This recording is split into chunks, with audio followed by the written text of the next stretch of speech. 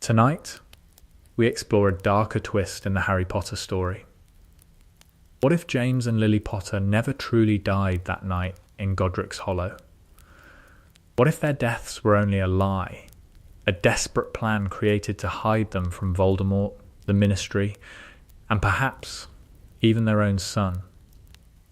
In this version of the story, Harry grows up believing he is an orphan, carrying the weight of a tragedy that never really happened. But when the truth begins to surface, everything he knows about his parents, Dumbledore, and the night Voldemort fell starts to unravel. The grave in Godric's Hollow was empty. This is the thing that nobody knew. Not Dumbledore, who had placed the bodies in the ground with his own hands and who had wept, actually wept, the tears of a man who understood that the two people being buried had died because of a prophecy he had failed to prevent and a spy he had failed to protect. Not Hagrid, who had carried baby Harry from the wreckage and who had wept louder, the uncontrolled sobbing of a half-giant who loved without reservation and grieved without restraint. Not Sirius, who had arrived at the ruins and had howled, a sound that was not human and not animal but something in between. The sound of a man watching his entire world disappear into rubble and smoke. The grave was empty because the bodies in the grave were not James and Lily Potter. They were transfigured mannequins, conjured from ash and memory and a piece of magic so old, so obscure, so fundamentally dangerous that fewer than 10 witches and wizards in the world even knew it existed. The corporeal echo, a 7th century charm developed by an Icelandic witch whose name had been deliberately erased from history because the magic she created was considered too powerful for any single person to possess. The charm did exactly what the name suggested. It created a perfect physical replica of a living person. Same face, same hair, same fingerprints, same magical signature. The replica was indistinguishable from the original by any known detection method. It could fool a healer, it could fool a wand, it could fool Albus Dumbledore, it could not fool death. The replicas were not alive. They were objects, sophisticated, magically complex objects, but objects nonetheless. And when an object is placed in a grave and the grave is sealed and the headstone is carved with the names of the people it is supposed to contain, the grave does not know the difference, but the people who made the replicas know. James and Lily Potter knew. Because James and Lily Potter were alive, the plan had been Lily's. This is important. It is important because the story that the wizarding world told about James and Lily Potter, the story of the brave young couple who died defying the Dark Lord, cast James as the hero and Lily as the sacrifice. And while both of those characterizations were partially true, neither was complete. Lily Evans Potter was not merely brave. She was brilliant. Not the showy, performative brilliance of a witch who wanted to be noticed. Lily had never cared about recognition, had never sought the spotlight, had been content to let James have the stage while she worked in the margins, in the spaces between the dramatic moments where the real decisions were made. Lily was a charms prodigy, the best of her generation. Slughorn had called her one of the most talented students he had ever taught. Flitwick had spoken of her charms work with an admiration that bordered on reverence.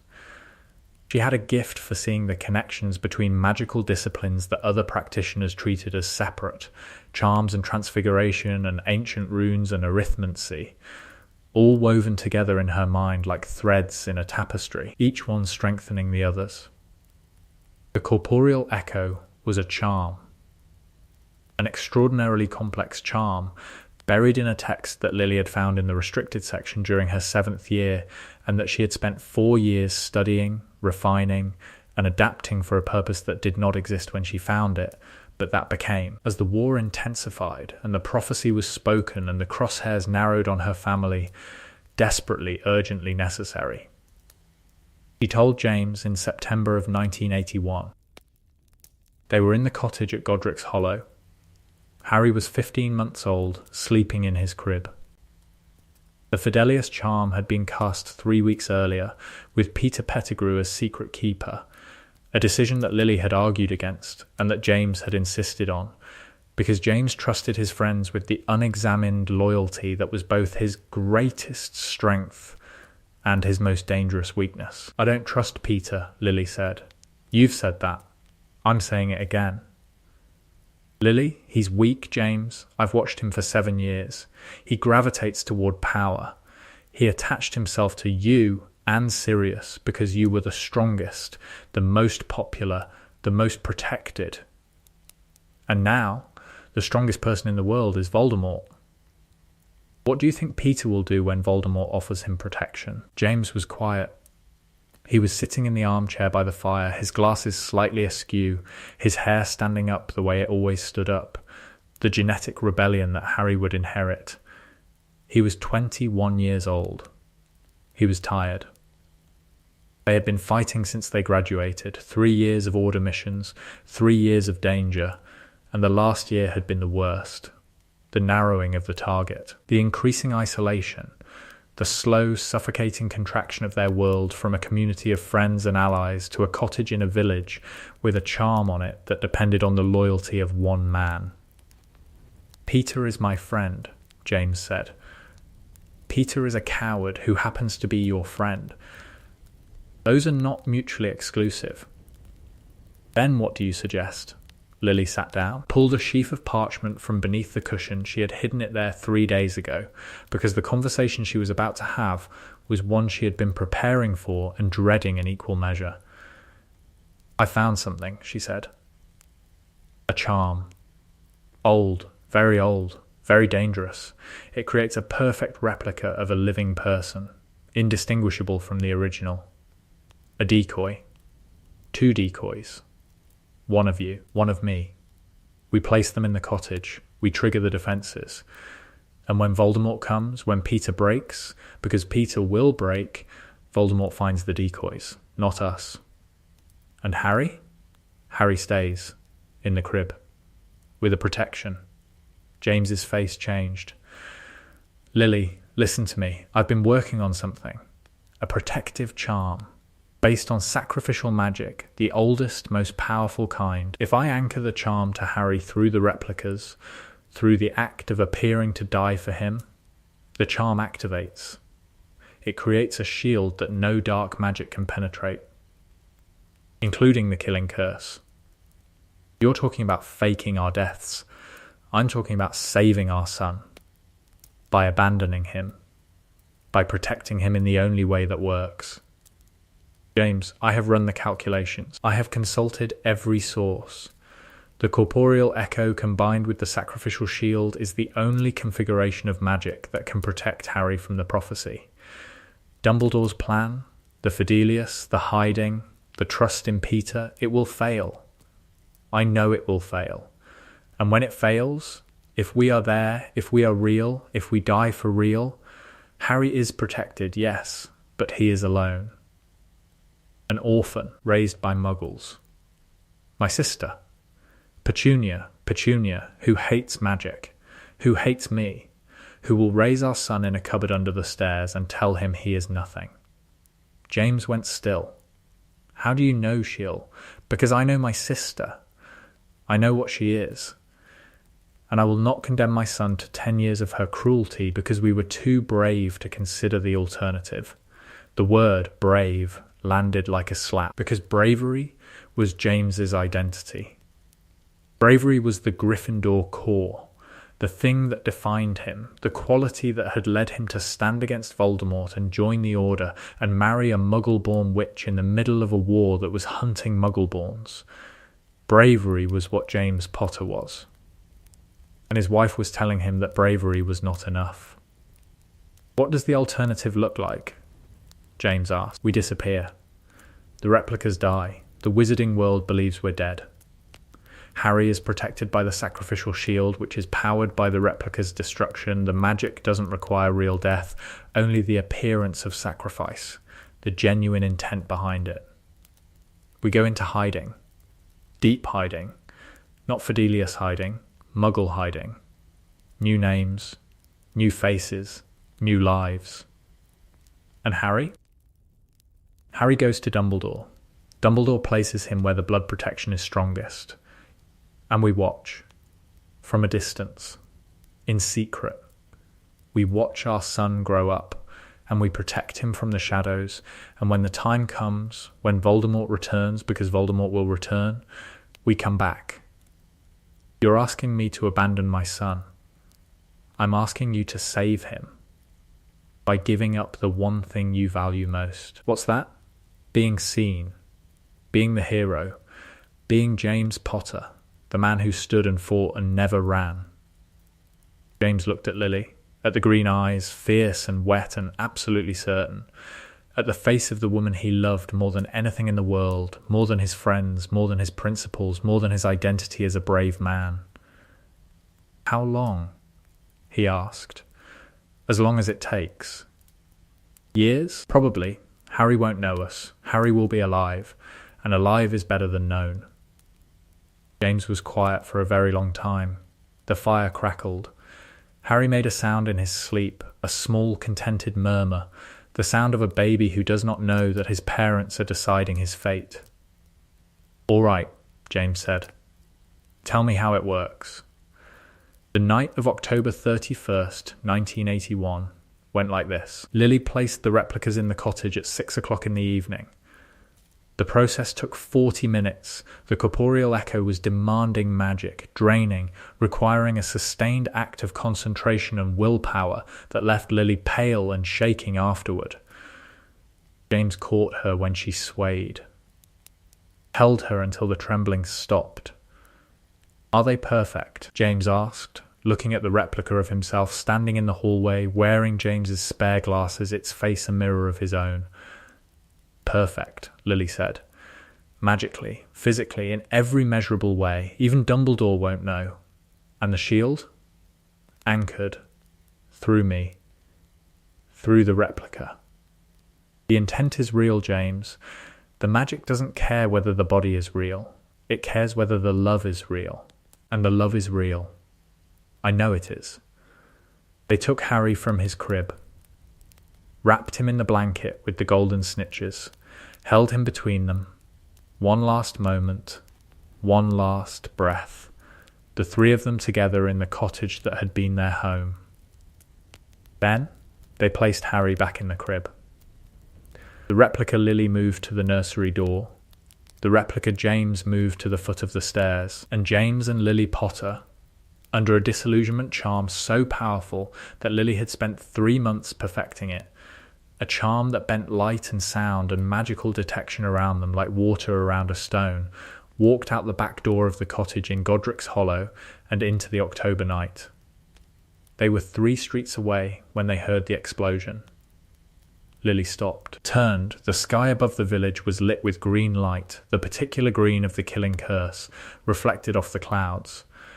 The sound that followed was not an explosion, but an implosion, the rebounding of Voldemort's curse off the sacrificial shield, the destruction of the Dark Lord's body, the collapse of the cottage's upper floor. Harry was screaming. They could hear him, 3 streets away, the cry of a baby who had just been hit with the most powerful dark curse ever cast, and who had survived because his mother's love was real, even when her death was not. Lily took a step toward the sound. James caught her arm. "We can't," he said. "He's crying. I know. But we can't. If we go back, if anyone sees us, the shield fails. The protection fails. Everything we did tonight becomes nothing. He's alone. Hagrid will come. Dumbledore will send Hagrid. Harry will be safe. He'll be with Petunia. For now. Not forever." Lily stood in the street, the disillusionment charm shimmering around her shoulders, the sound of her son's crying carrying through the October air. She did not go back. It was the bravest thing Lily Potter ever did. Not the dying. The dying was easy, because the dying was not real. The bravest thing was the not going back. The standing in a dark street, listening to your child scream and choosing to stay hidden because the hiding was the protection and the protection was the point. James held her. In the dark. in the street, while their son cried and Hagrid's motorcycle descended from the sky and the wizarding world began to mourn two people who were standing 3 streets away, alive, hidden, breaking. "We'll come back," James whispered. "When it's safe. We'll come back. Promise me." "I promise." "Promise me he'll know us." "He'll know us. Someday, I promise." They disapparated.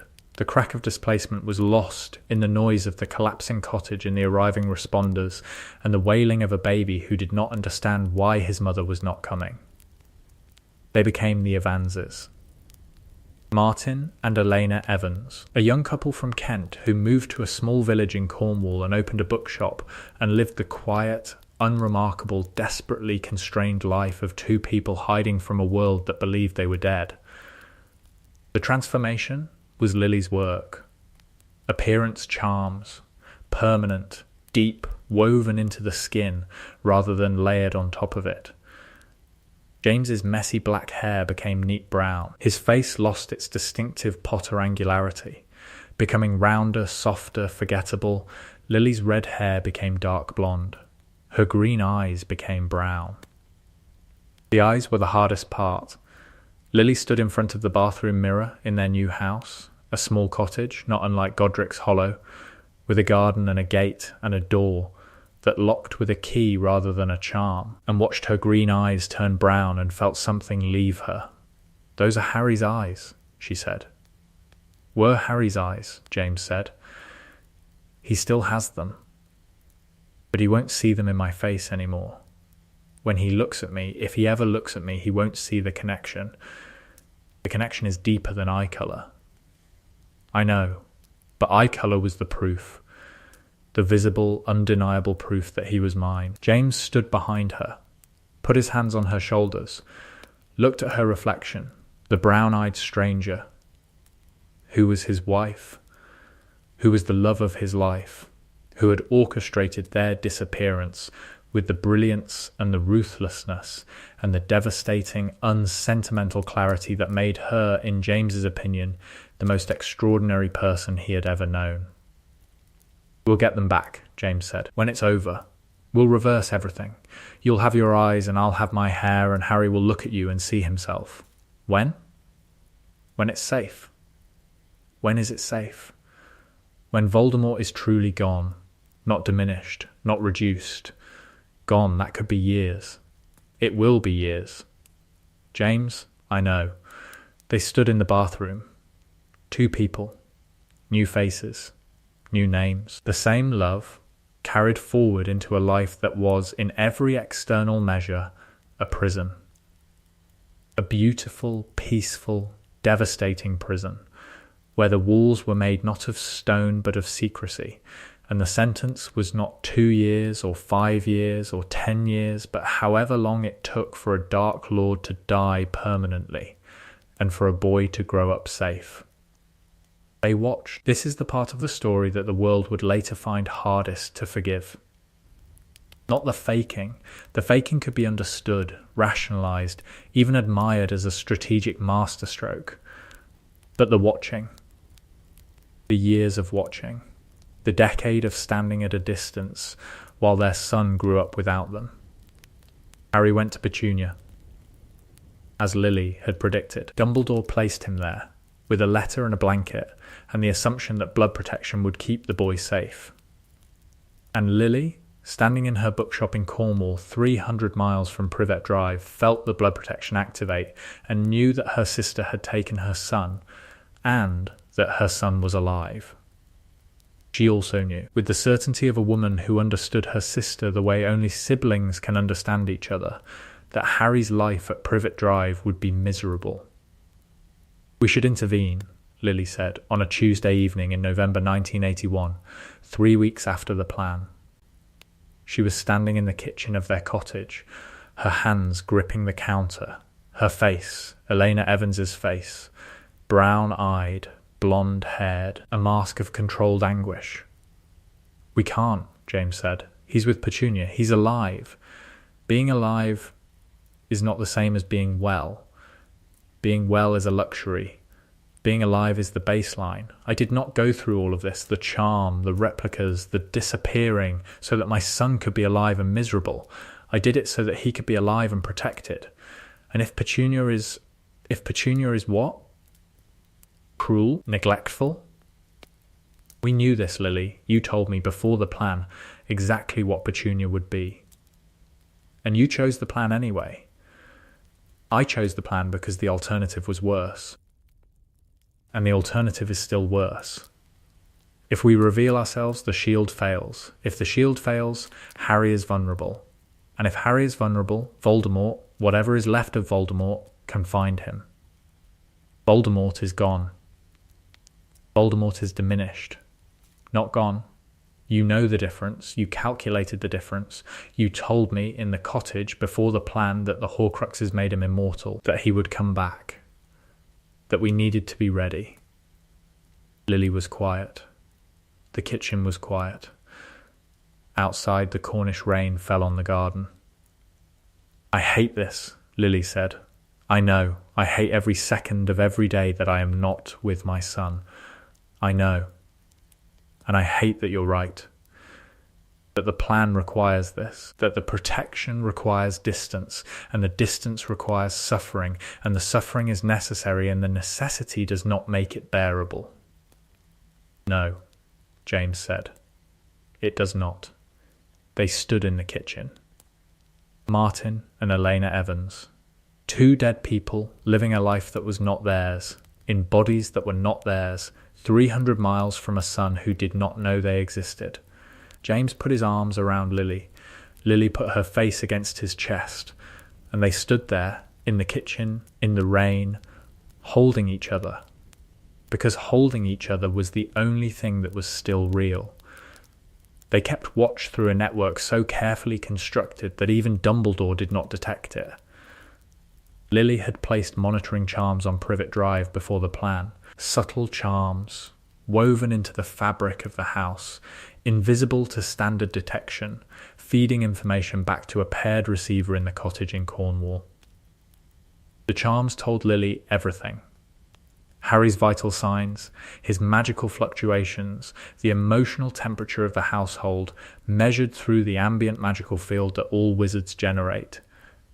The data was not encouraging. Harry's stress levels were consistently elevated. His magical signature fluctuated wildly, the pattern of a child whose magic was being suppressed by an environment that was hostile to it. There were spikes that corresponded to moments of extreme emotion, fear, anger, the particular frequency that Lily's charms identified as loneliness. He's in the cupboard again, Lily said one evening, reading the charm data on a parchment that updated itself hourly. The monitoring spell shows him in the same location, under the stairs. He's been there for 6 hours. James put down his book. He's sleeping. He's been there since 3 p.m, James. He's not sleeping. He's been put there. Lily, she's keeping my son in a cupboard under the stairs. The rage that Lily felt was not the hot, explosive rage of a Gryffindor charging into battle. It was cold, methodical, precise, the rage of a woman who had spent years developing the most sophisticated magical protection in the world, and who was now watching her son suffer the one thing she could not protect him from. The cruelty of people who were supposed to care for him. I want to kill her, Lily said. You can't kill your sister. I want to. Specifically and in detail.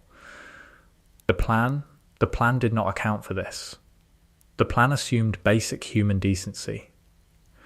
The plan assumed that Petunia, whatever her flaws, would not lock a child in a cupboard. The plan assumed correctly that any interference would compromise the shield. Then the shield is wrong. The shield is saving his life. His life is in a cupboard, they argued. For hours, through the night. The argument was not resolved. It was never resolved. It became instead a permanent feature of their existence. A wound that opened every time the monitoring charms reported another spike. Another day in the cupboard. Another moment of suffering that they could have prevented and chose not to. The choice was the hardest thing. Not the original choice, the choice to fake their deaths, to leave Harry, to disappear. That choice had been made in a moment of clarity, powered by love and desperation and the mathematical certainty that the alternative was worse. But the ongoing choice, the daily, hourly, minute-by-minute choice to stay hidden while their son suffered, that was the thing that ate them alive. James started drinking. Not heavily. James Potter was not a man who lost himself in bottles, but enough. A glass of fire whiskey in the evening. Then 2. Then 3. The particular, measured, deeply controlled alcoholism of a man who needs to blur the edges of his reality just enough to survive it. Lily did not drink. Lily worked. She spent her nights in the basement of the cottage, surrounded by books and parchment and the tools of magical research, developing new charms, refining old ones, building an arsenal of protections and contingencies for the day when Voldemort returned and the war resumed and they could finally come out of hiding. The work kept her sane. Barely, but sane enough. The years passed. Harry grew.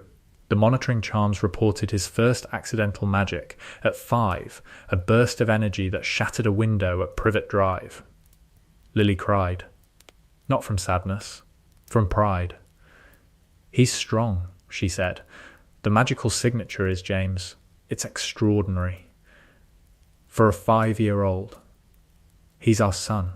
He's more than our son.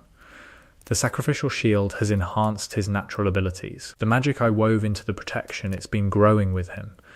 Amplifying. He'll be powerful, James, when he gets his wand, when he gets to Hogwarts, if he gets to Hogwarts. He will. Dumbledore will make sure of it. Dumbledore thinks we're dead. Dumbledore thinks what we needed him to think, and what he thinks has kept Harry alive for 4 years. The system works, James. I hate it. I hate every piece of it. But it works. They watched Harry turn 6, 7, 8, 9, 10. They watched through the charms. They did not visit, did not write, did not send birthday presents or Christmas cards or any of the 1,000 ordinary expressions of parental love that other families took for granted. They existed in a state of suspended animation. Alive but not living. Together but alone. Present to each other and absent from the one person who needed them most. This is hell, James said one evening, sitting in the cottage, staring at the monitoring parchment that showed Harry's location. Privet Drive, the cupboard. Again, this is what hell is. Not fire. Not darkness. Being alive while the person you love most thinks you're dead. It's temporary. 10 years is not temporary. 10 years is a childhood. We have missed his childhood, Lily. His first word, his first step, his first bout of accidental magic. All of it. Gone. And we did this to ourselves. We did this to save him. Did we? Or did we do this because you're brilliant and I'm weak and together we convinced ourselves that there was a smart solution to an impossible problem? Don't. Sometimes I think the brave thing would have been to stay, to die for real, to let the protection work the way it was supposed to work, through real sacrifice, not manufactured sacrifice. The manufactured sacrifice saved him and condemned us. We are alive, James, are we? The question hung in the cottage like smoke, because James was not entirely wrong. The life they were living, the bookshop, the false names, the constant monitoring, the daily torture of watching their son suffer from a distance, was not life. It was existence. Biological persistence.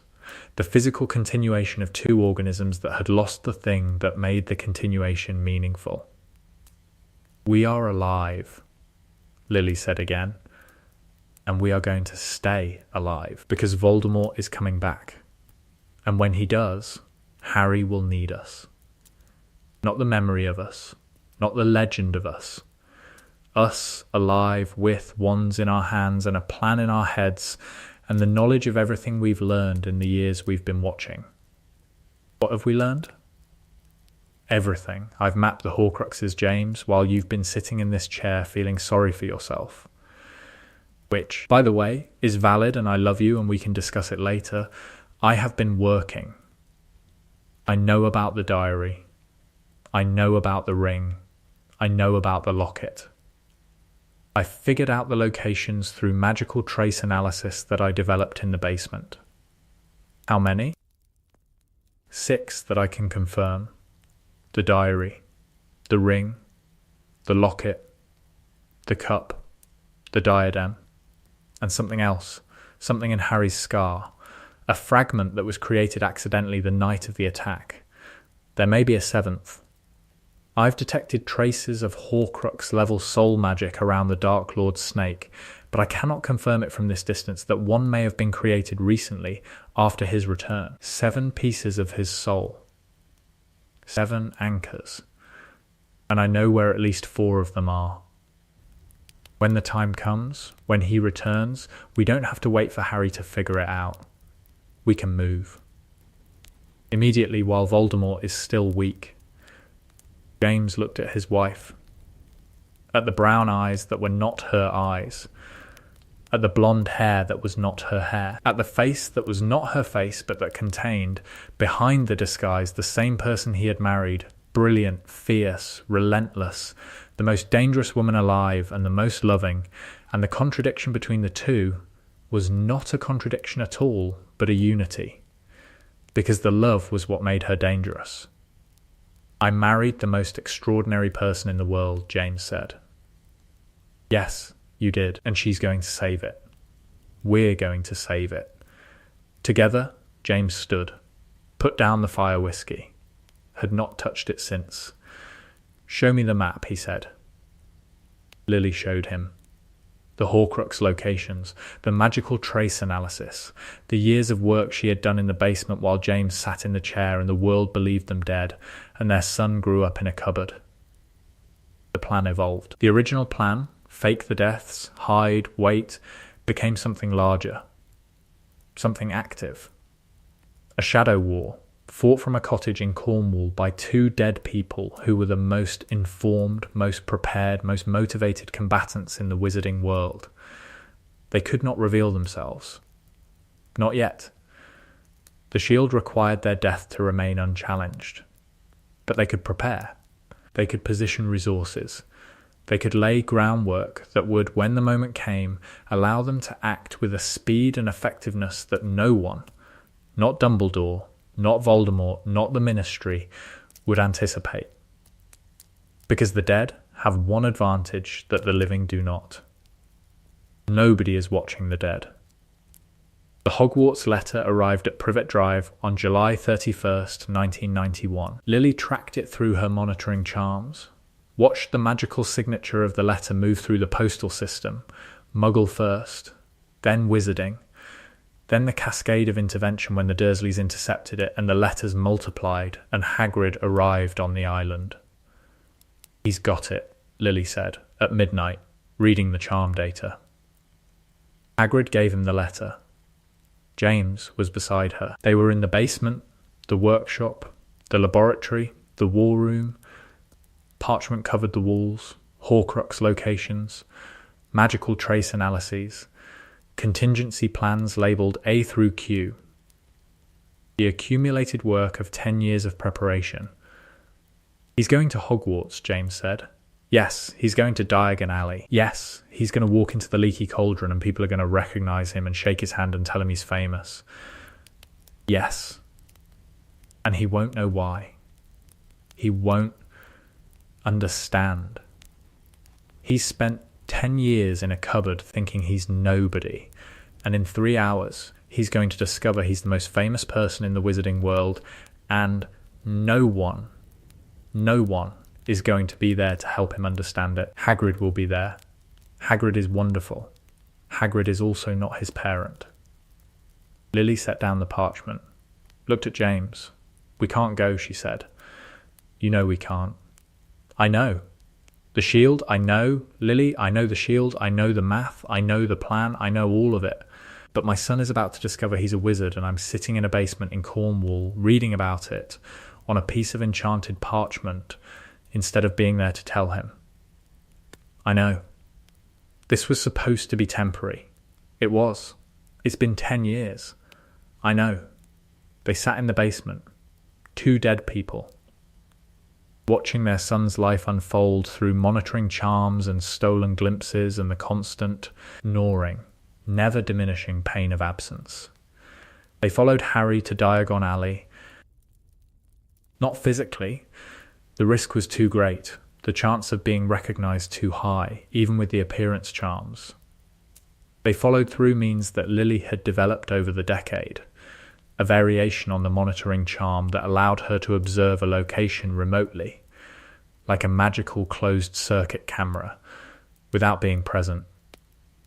They watched Harry walk through the leaky cauldron, watched the wizards shake his hand, watched the awe on his face, the particular heart-breaking awe of a child who has been told he is nothing, and who is discovering that the world disagrees.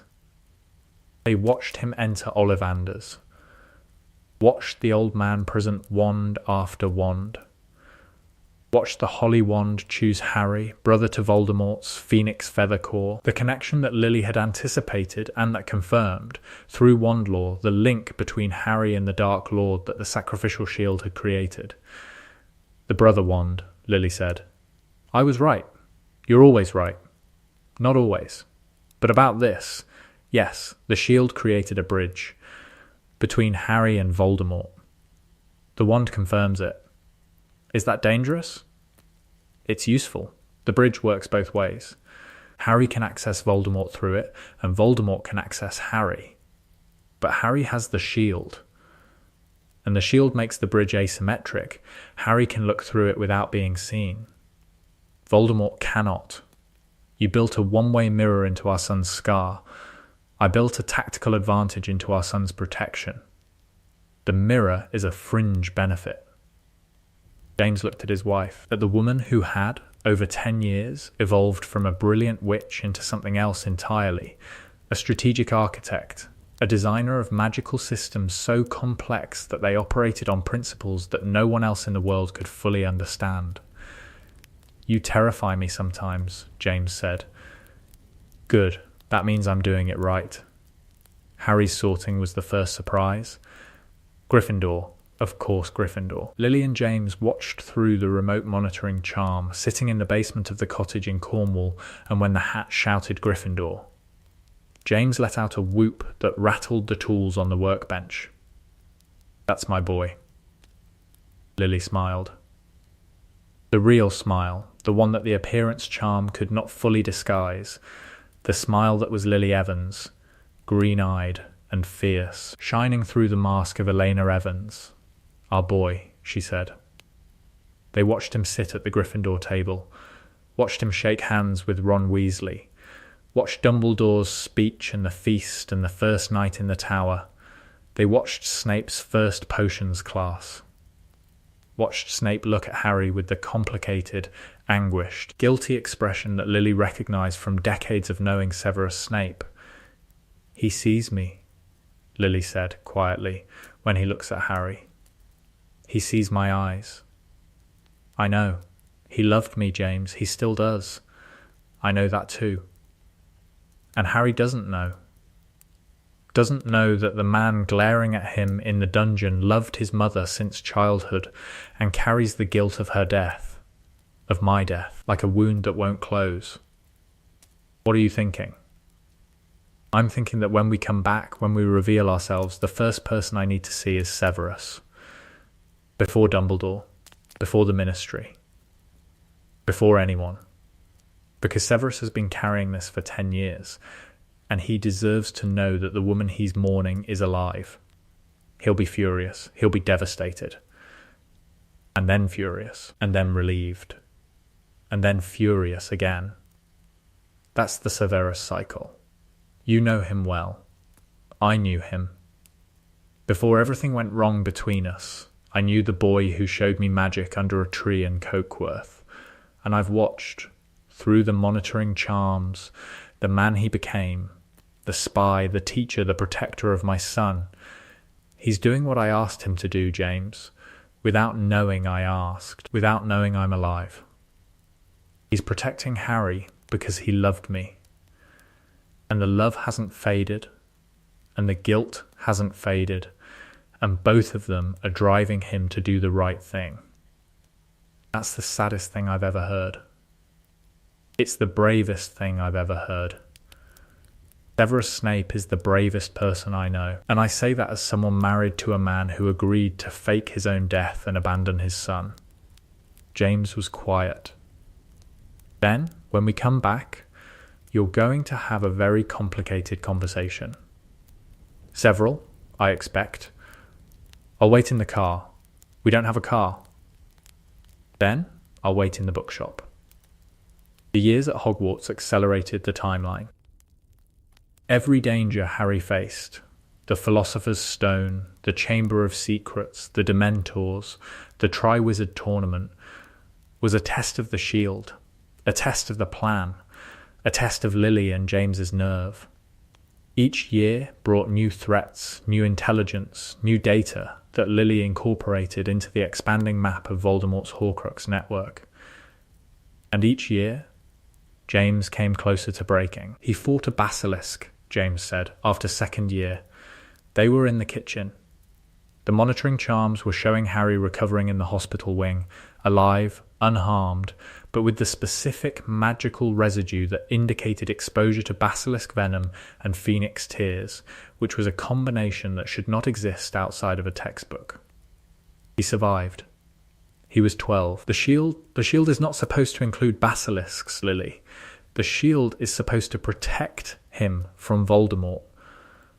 The shield does not cover giant snakes and possessed diaries and whatever else Hogwarts is throwing at our son, because the school's idea of health and safety is apparently a polite suggestion. Lower your voice.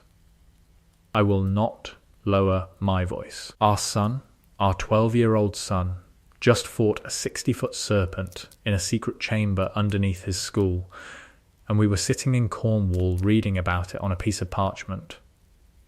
Lily was quiet. James was shaking. The fire whiskey was on the counter. He had not touched it in 2 years, since the night Lily showed him the Horcrux map. But it was there, and the presence of it was a barometer of how close James was to the edge. "You're right," Lily said. James stopped. "I'm what?" "You're right.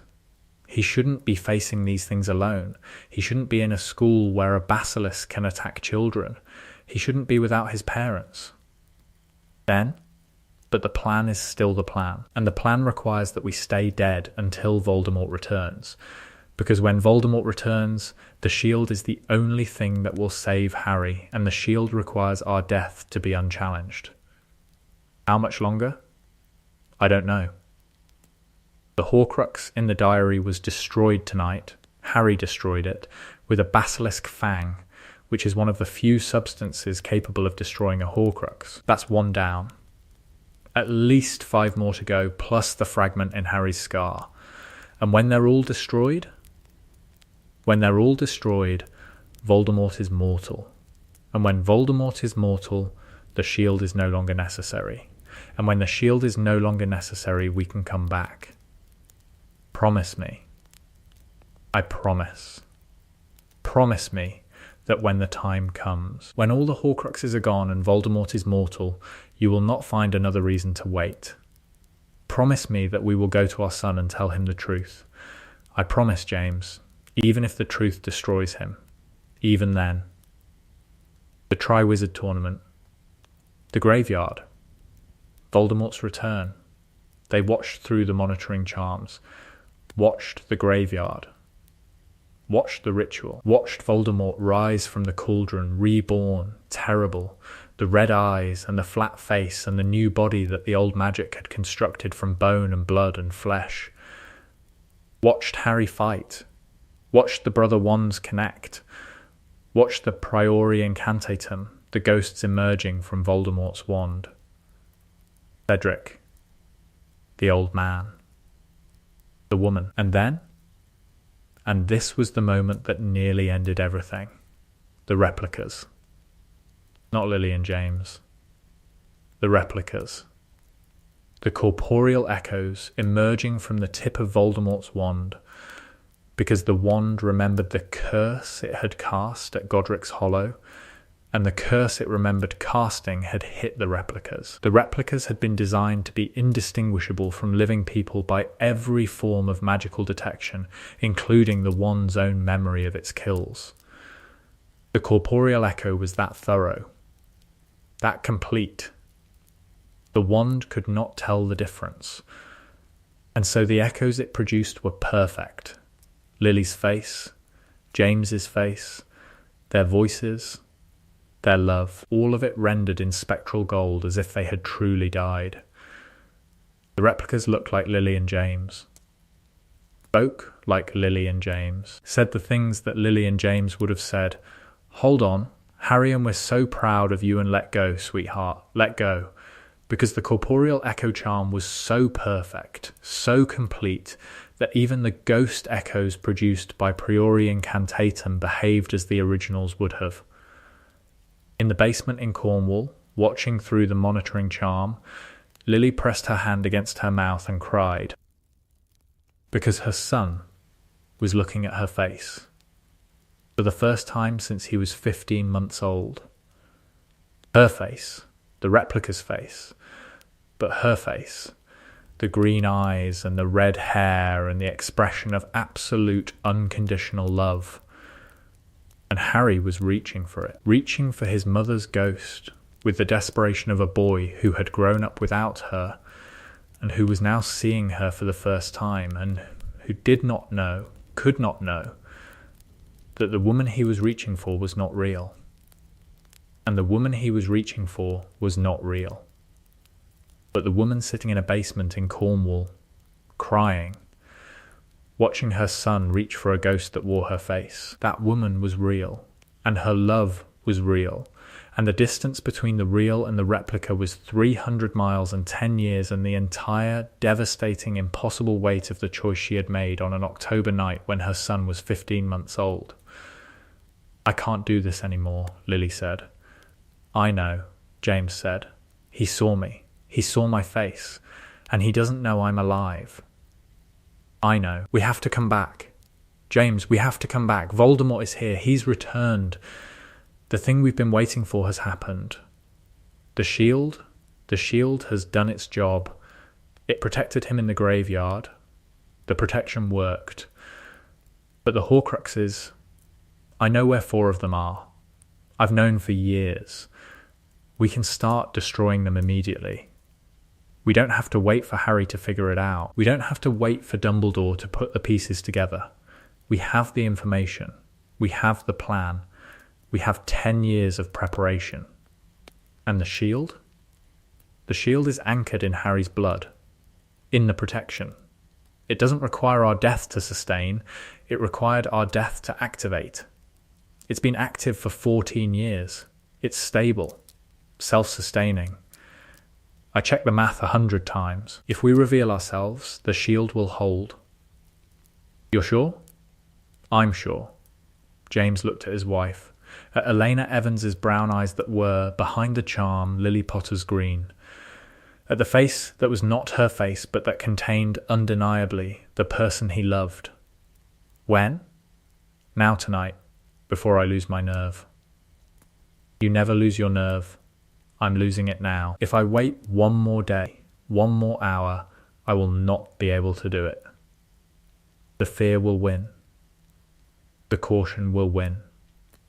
The careful, measured, strategic voice that has kept us hidden for 14 years will tell me that there's one more variable to account for, one more risk to mitigate, one more reason to wait. And I am done waiting. James stood, picked up his wand, the wand he had not used in public for 14 years, felt the magic hum through the mahogany wood, 11 inches, pliable, the wand of James Potter which had been waiting, like its owner, for this moment. Where do we go first? Hogwarts. And who do we see first? Severus. Severus Snape was in his office at 11 o'clock at night, grading papers. This was not unusual. Snape graded papers the way other people breathed. Constantly, automatically, with an attention to detail that bordered on the pathological. The quill scratched. The candle flickered. The dungeon was cold. The door opened. Snape looked up. His wand was in his hand before the door was fully open, because Snape had been a spy for 14 years and his reflexes were tuned to detect threat the way a violin string is tuned to detect vibration. 2 people stood in the doorway. A man and a woman, brown-haired, brown-eyed. Unremarkable, the office is closed, Snape said. Whatever your business, it can wait until the woman raised her hand, spoke a word. The appearance charm dissolved. Red hair. Green eyes. The face.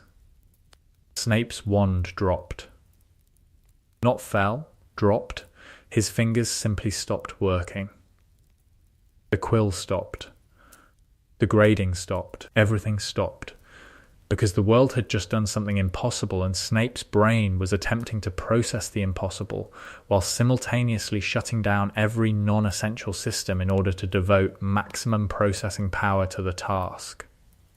"Hello, Severus," Lily said. Snape did not speak. Could not speak. His mouth opened. Closed, opened again. No sound emerged. He sat in his chair and stared at the face of the woman he had loved since he was 9 years old, and who had been dead for 14 years, and who was standing in his doorway, alive, with red hair and green eyes, and an expression that combined apology and determination in a way that was so completely, unmistakably Lily that the impossibility of it became, in that instant, irrelevant. "You're dead," Snape said. His voice was a whisper. A croak.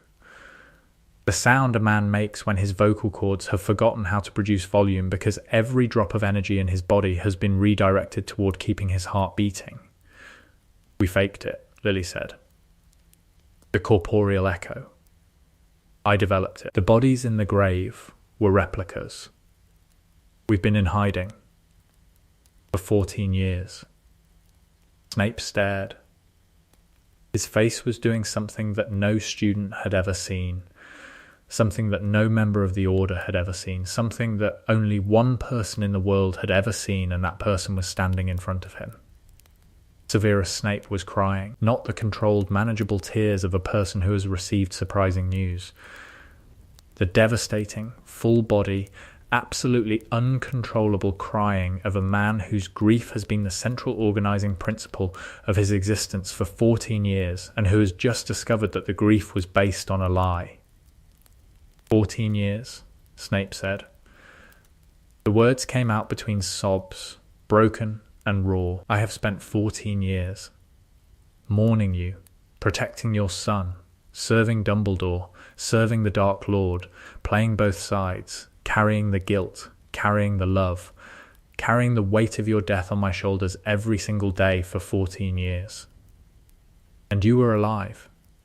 Severus, you were alive, in a cottage, in Cornwall, reading about it, watching while I was here, in this dungeon, teaching your son and hating his father's face and casting a Patronus in the shape of a doe because the doe is you, and you are the only happy thought I have ever had, and you were alive."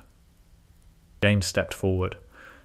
"Snape, I know this is. Do not speak to M.E." Snape turned on James with a fury so total that the candles in the office flickered.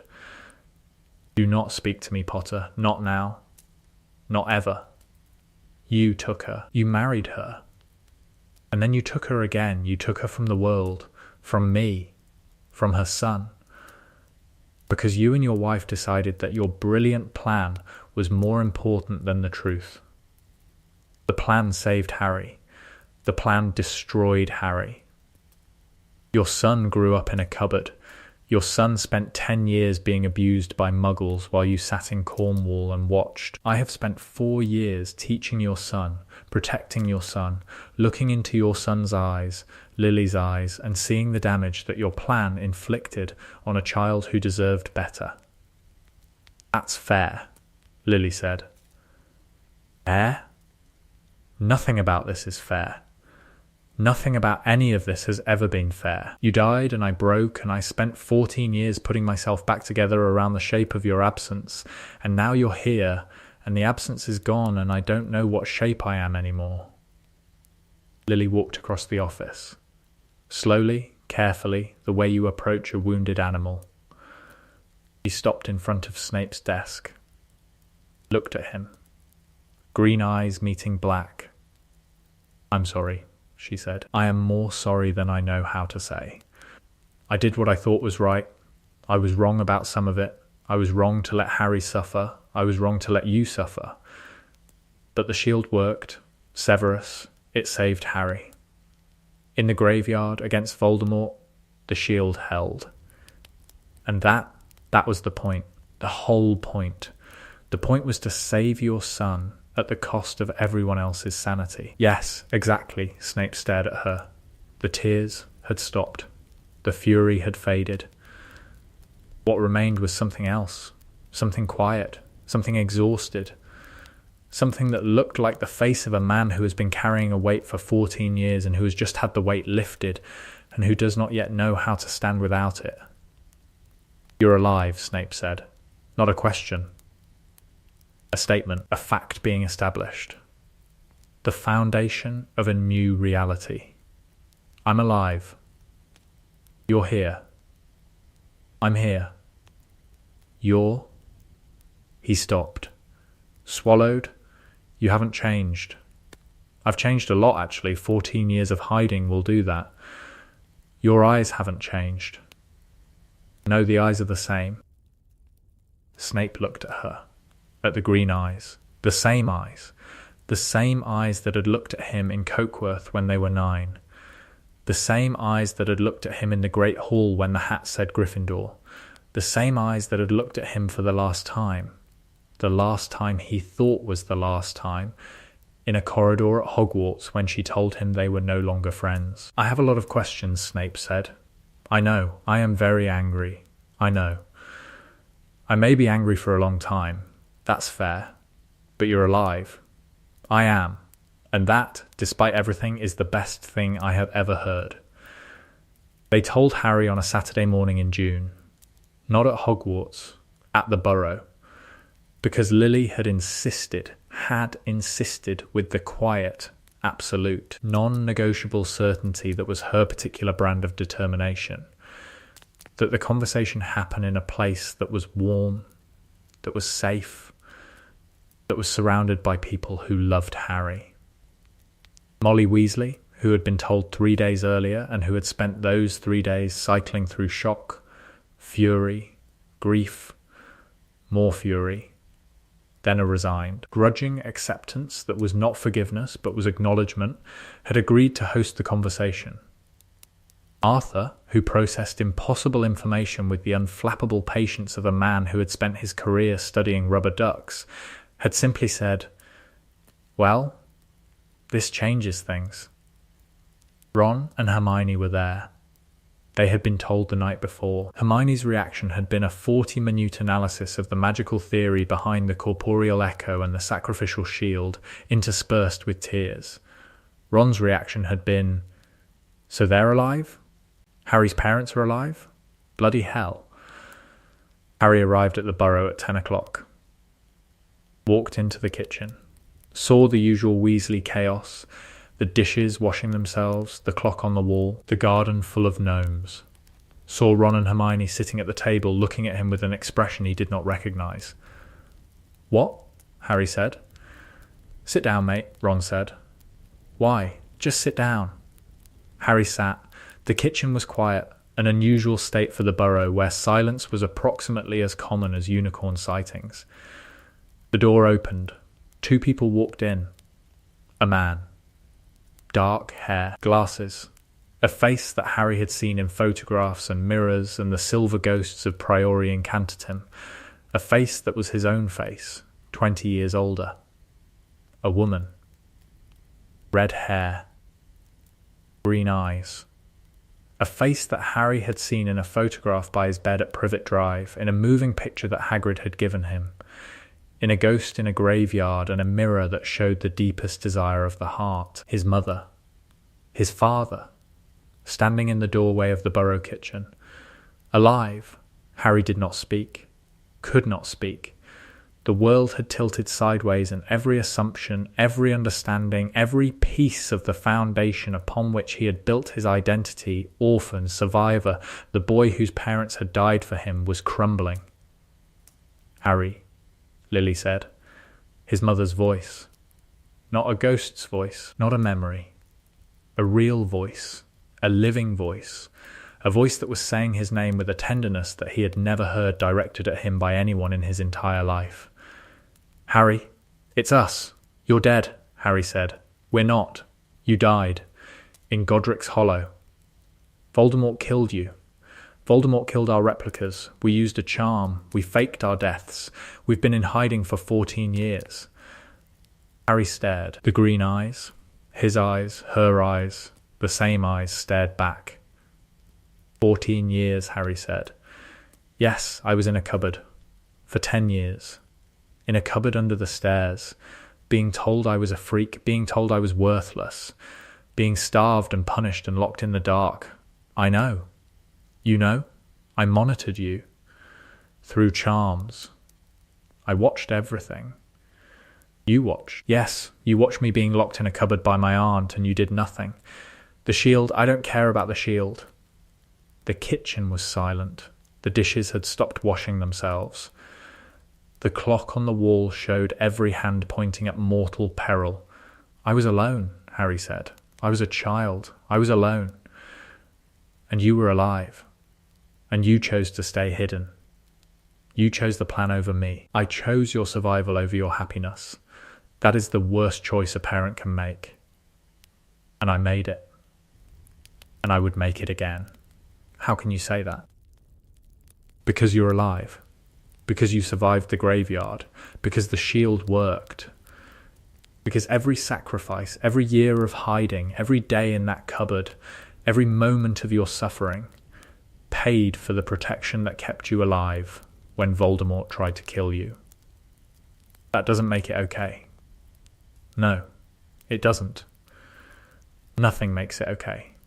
Nothing will ever make it okay. I am your mother, and I left you, and the leaving will never be okay. Harry was shaking. Not from cold, from the earthquake of a world reshaping itself around a new truth. James spoke. Harry, son, I know this is... Don't call me son. You don't get to call me son. You left me. Both of you. You faked your deaths and you left me with people who hated me. And you watched and you did nothing. We did something. We prepared for this war, for Voldemort's return. We mapped the Horcruxes. We built an arsenal of protections. We spent 14 years getting ready for the fight that is coming. The fight that I was supposed to fight alone. Not alone. Not anymore. Harry looked at his father, at the face in the photographs come to life, at the messy hair and the glasses and the face that was his own face, and that he had spent 14 years imagining and dreaming about and reaching for in mirrors and graveyards and the silver echoes of a wand. I dreamed about you, Harry said. Every night at the Dursleys. Every night I dreamed that you would come, that you would open the cupboard door and take me away, and every morning I woke up and the door was still locked and you didn't come. I'm here now, James said. I know it's too late. I know that nothing I say will fix what we did, but I'm here, and I'm not leaving again. Lily took a step toward Harry, another step, slowly, carefully. May I? She said. May I hold you? Harry looked at her, at the green eyes, his eyes, her eyes. I'm angry, he said. I know. I'm so angry I can't breathe. I know. And I've wanted you to hold me for 14 years. Lily opened her arms. Harry crossed the kitchen. 3 steps. The longest 3 steps of his life. Longer than the walk to the graveyard. Longer than the walk into the forest. The walk from the life he had lived, the orphan, the survivor, the boy whose parents were dead, to the life that was waiting. The son. The child. The boy whose parents were alive and standing in a kitchen in a house in Devon with their arms open and their hearts breaking. He walked into his mother's arms.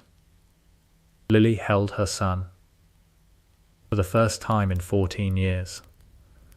Held him the way you hold something that has been lost and found again, the way you hold something that you know, with absolute certainty, you will never let go of again. James put his arms around both of them. The Weasley kitchen was quiet.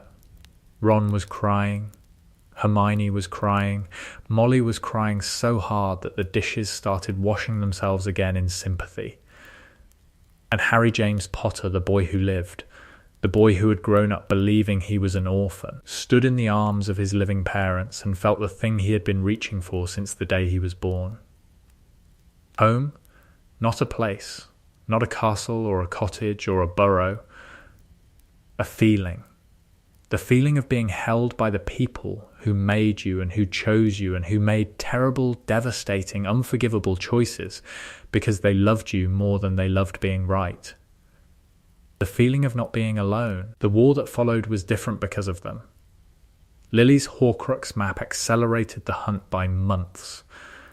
The locket, the cup, the diadem, found and destroyed in weeks rather than the months of wandering and searching that would have been necessary without Lily's 14 years of research. James fought.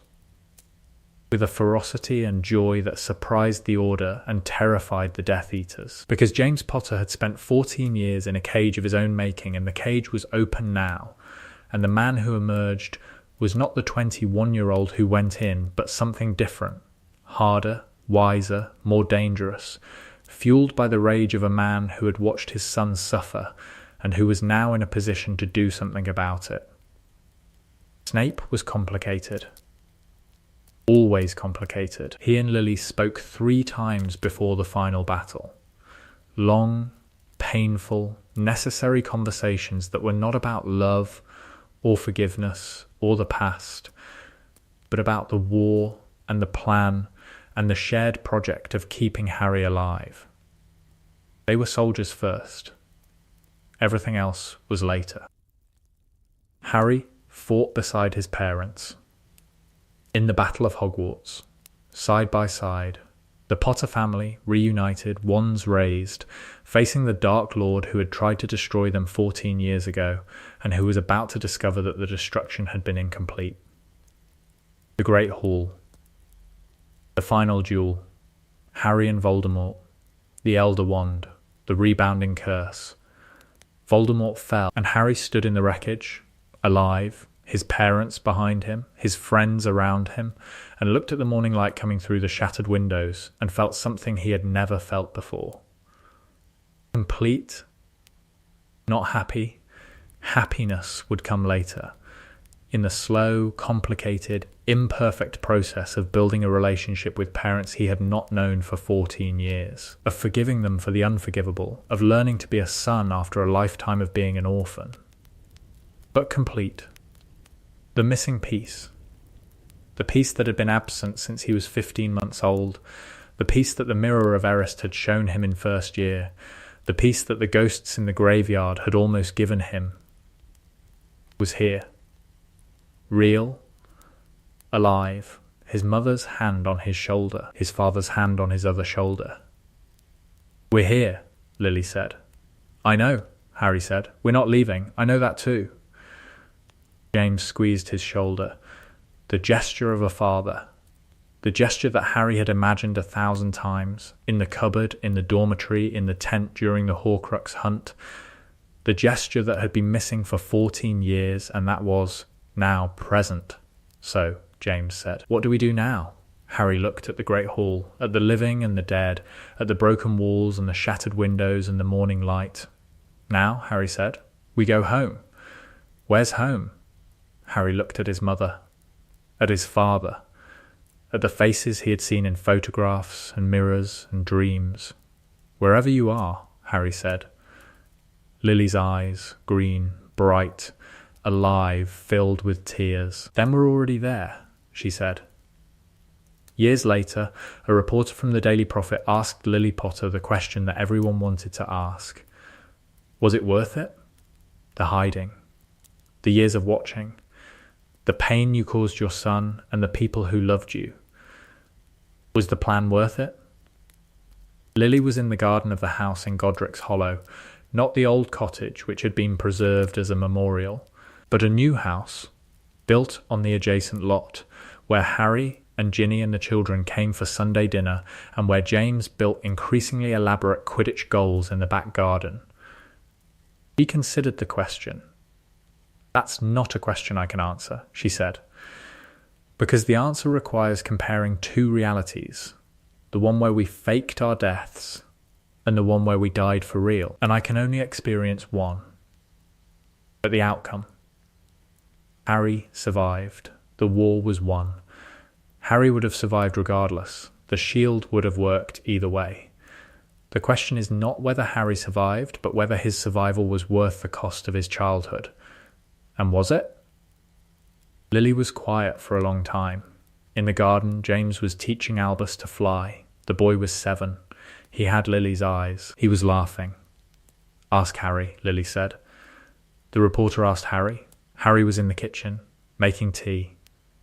The Potter family kitchen was warm and messy, and full of the particular chaos that occurs when a man who grew up in a cupboard and a woman who grew up being brave decide to build a home together and fill it with as much noise and warmth and love as the walls can contain. Was your parents' plan worth it? Harry poured the tea, set it on the table, sat down. My parents made a choice, Harry said. They chose my survival over my happiness. That choice cost me my childhood. It cost them 14 years. It cost Snape 14 years of grief. It cost everyone. But it wasn't worth it. I didn't say that. I said it cost everything. The question of worth is different from the question of cost. Things can cost everything and still be worth it.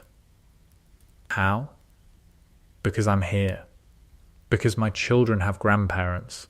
Because my mother makes the best treacle tart in the wizarding world, and my father builds terrible Quidditch goals, and they are alive, and they are here, and the world is better because they are in it. And the cupboard? The years with the Dursleys? Harry looked at the kitchen, at the warmth, at the mess, at the life that filled every corner. The cupboard made me who I am, Harry said. I would not wish it on anyone. But I would not trade the person it made me, either. The person who survived the cupboard survived the war. The person who survived the war built this kitchen. And this kitchen is full of people I love. That's a very complicated answer. It's a very complicated question. Is there a simple version? Harry thought about it. Thought about the cupboard and the letter and the castle and the graveyard and the kitchen in the burrow and the moment his mother opened her arms and he walked into them. Yes, Harry said. The simple version is, they came back. And that was enough. But we have moved too quickly through the middle. The middle is where the texture lives. The conversations in corridors, the arguments at 3 a.m, the small moments that make the large ones land.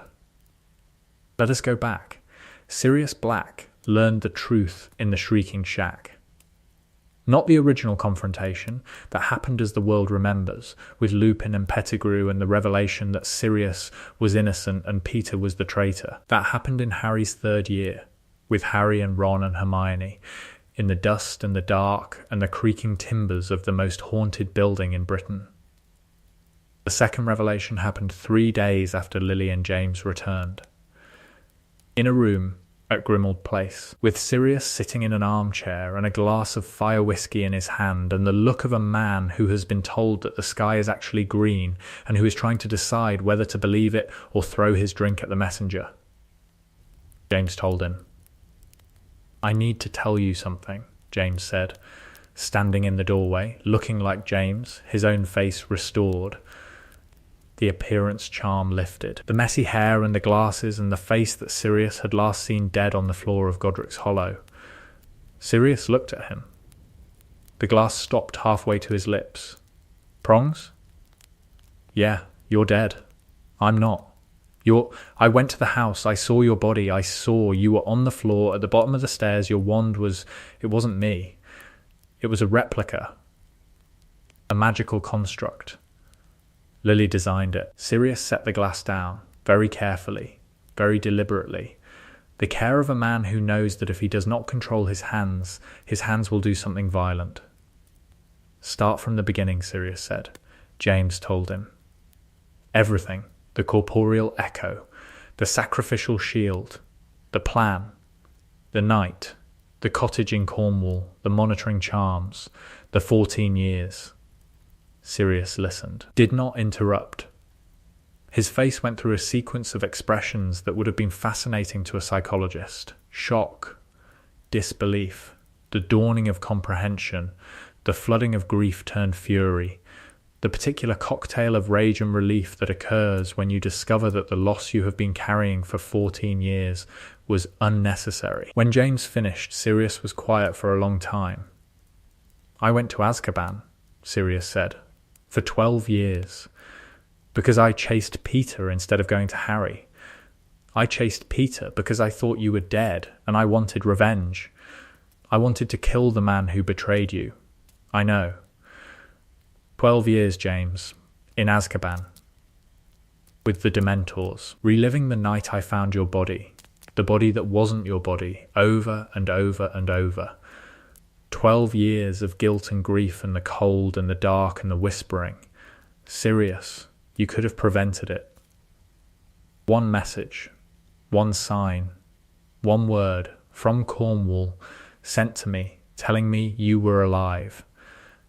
And I would not have chased Peter, and I would not have gone to Azkaban, and 12 years of my life would not have been consumed by Dementors. The plan required total secrecy. If anyone knew, I'm not anyone. I'm your best friend. I'm Harry's godfather.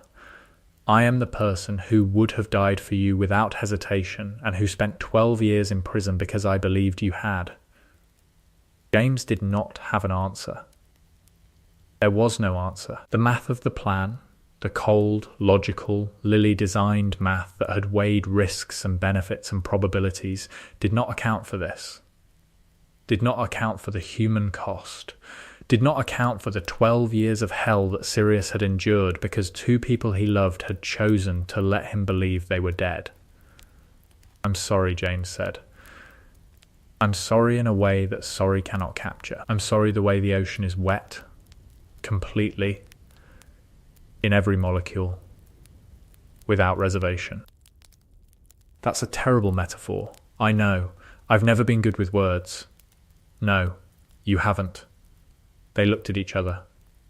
Two men, 40 years old, connected by a friendship that had survived 7 years of school and 3 years of war and a fake death and 12 years of Azkaban and a fugitive period and a war that was not yet over.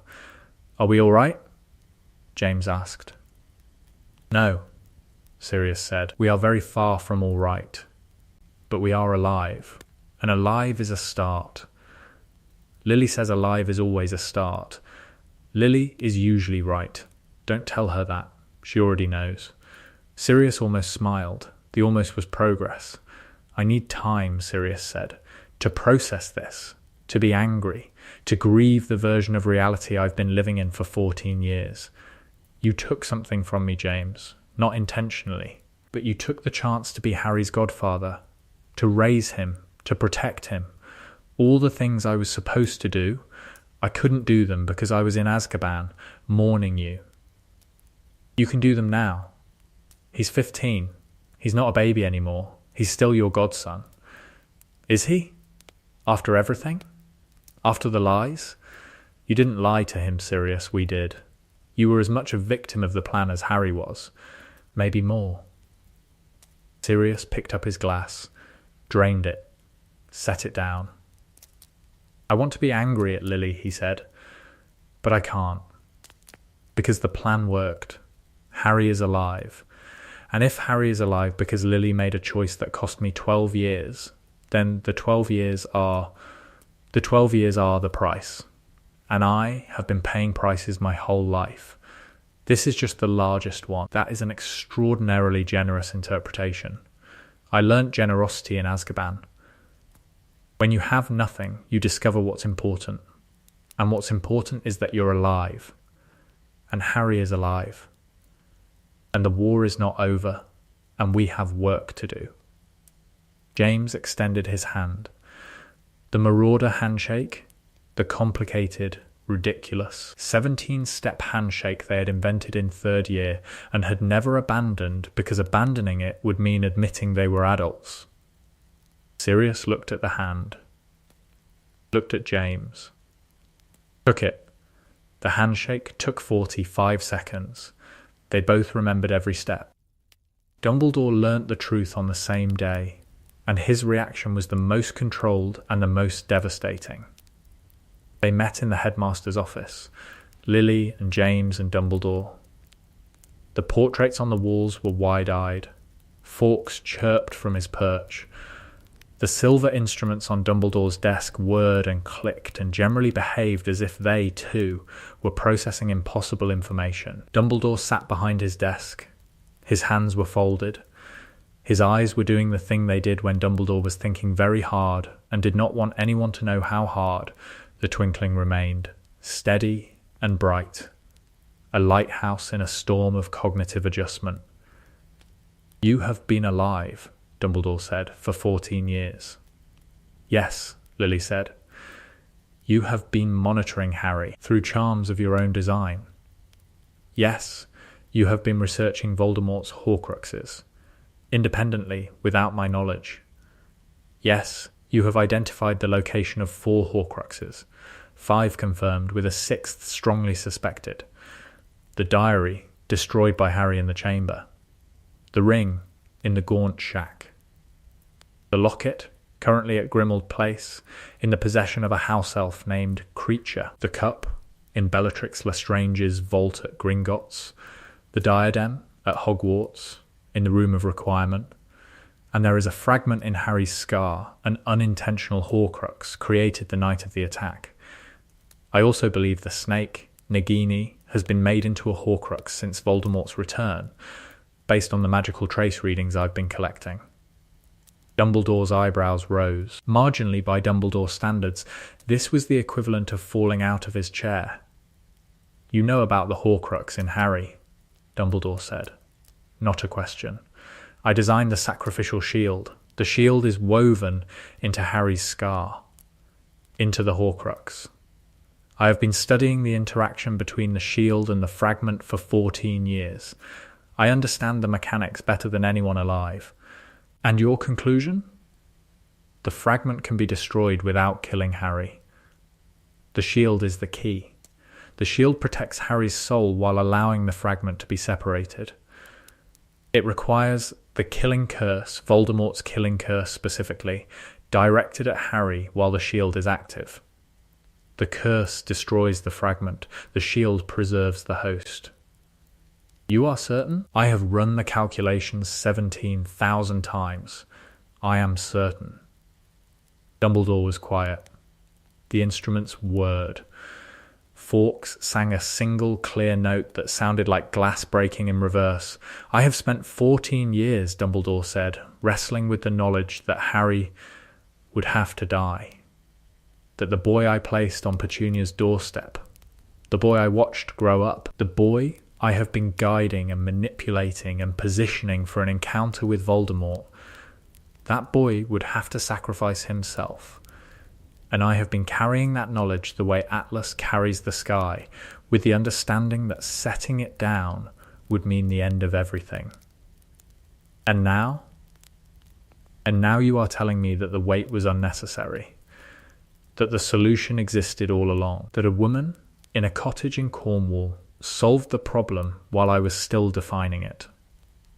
I'm telling you that the solution required 14 years of research. Research that I could only do because I was dead.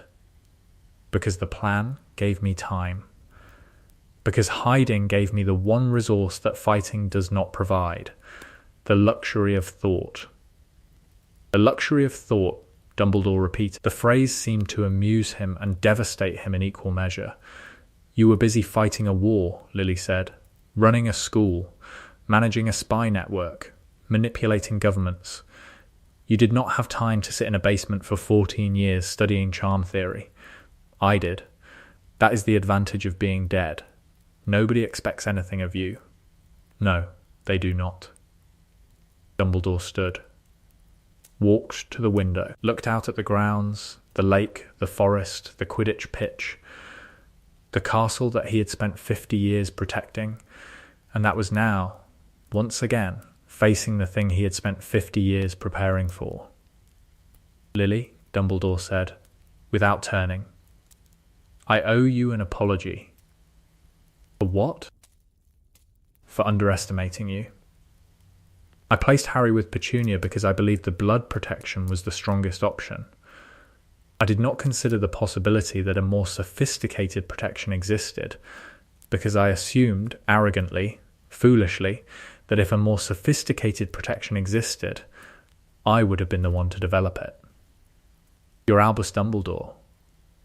You're the greatest wizard of the age, and you are Lily Evans. You are the most brilliant charm designer of your generation. And I forgot that because you were 21 and a mother and a Gryffindor, and I had already decided what your role in this story was. What role was that? The sacrifice, the mother who died, the love that powered the protection. I had already written your part, and you refused to play it. I rewrote the part. Yes, you did. And the rewrite is better than my original. Dumbledore turned from the window. The twinkle was back. Brighter, perhaps, more genuine. Welcome back, Lily, he said. We have a war to win. I know. I've been preparing for 14 years. Then, you are considerably more prepared than the rest of us.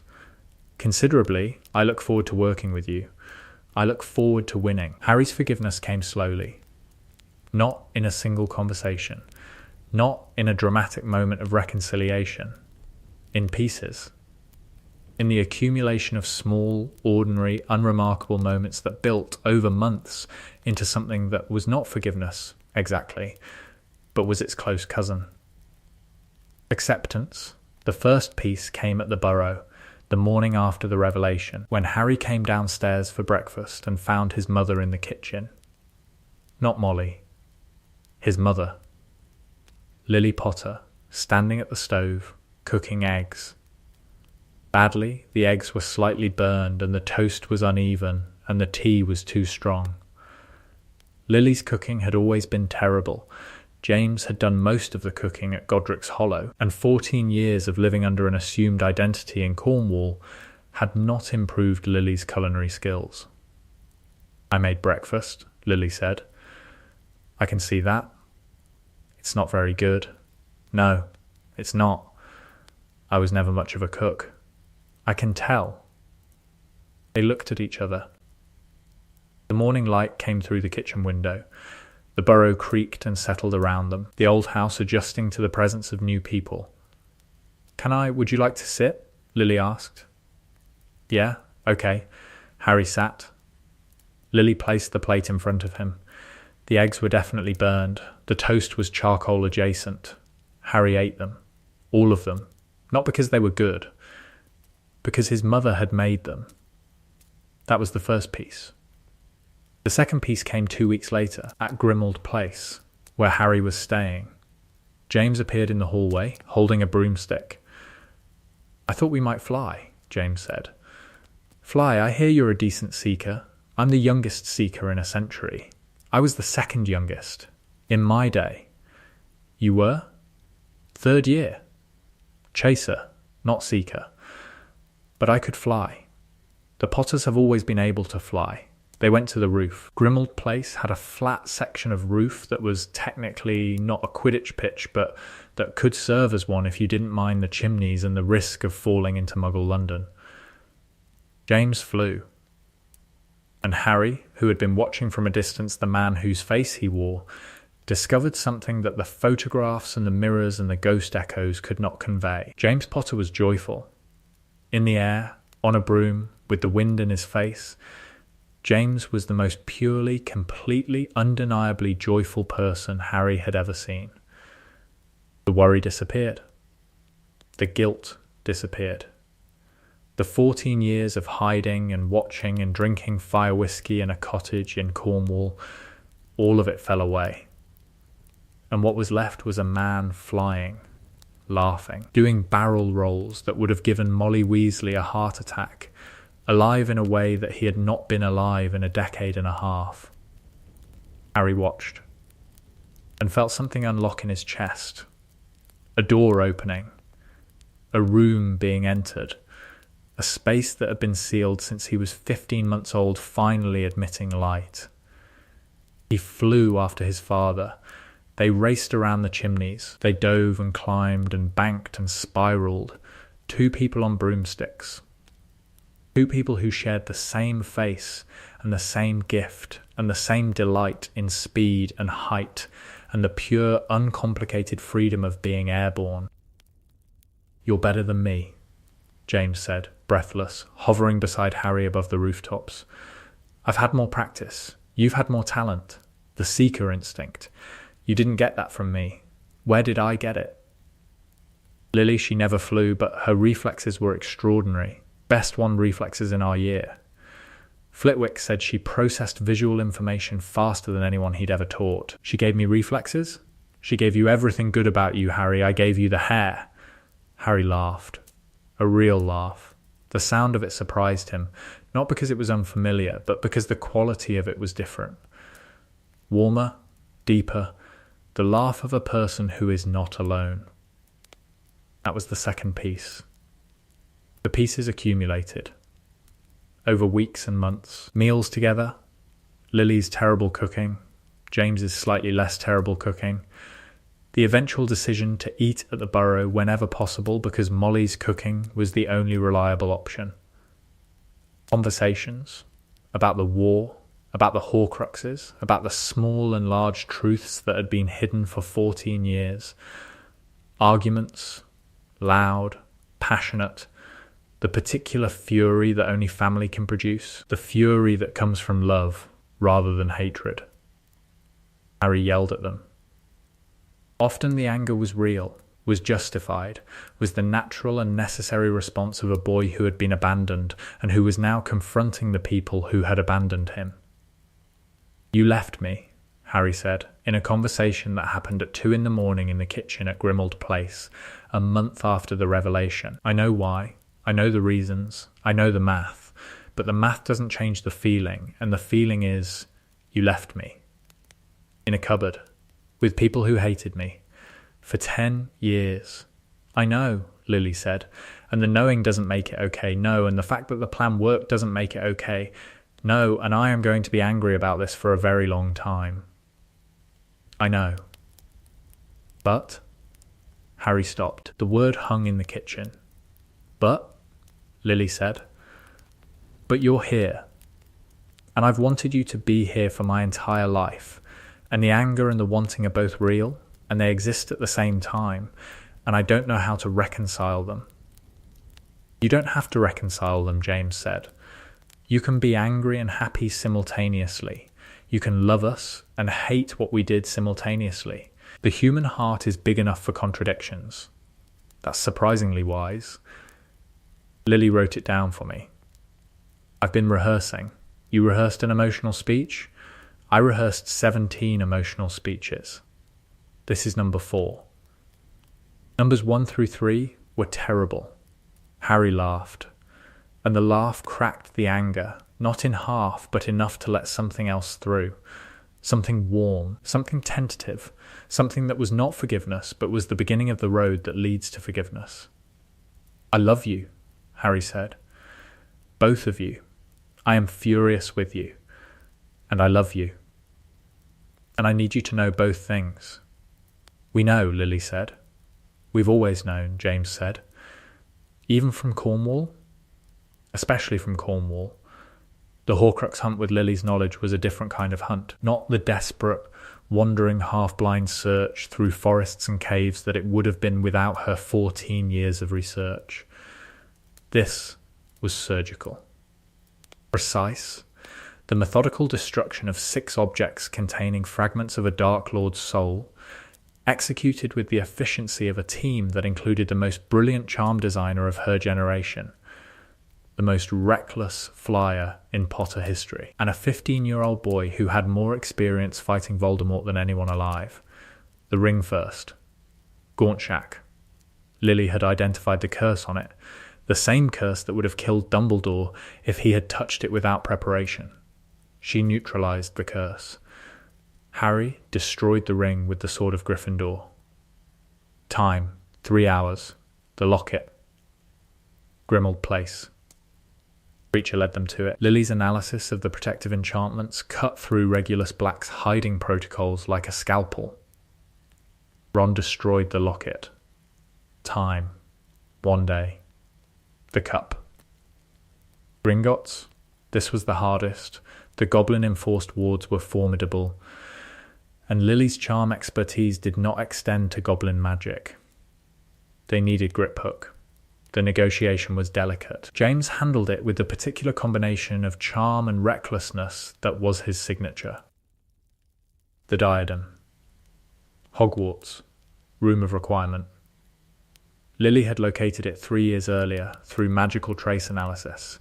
It was destroyed in the cursed fire of the room Fiendfire, cast by a Death Eater who did not understand what he was unleashing, consumed the diadem along with 1,000 years of hidden objects. Time. Chaos. Nagini.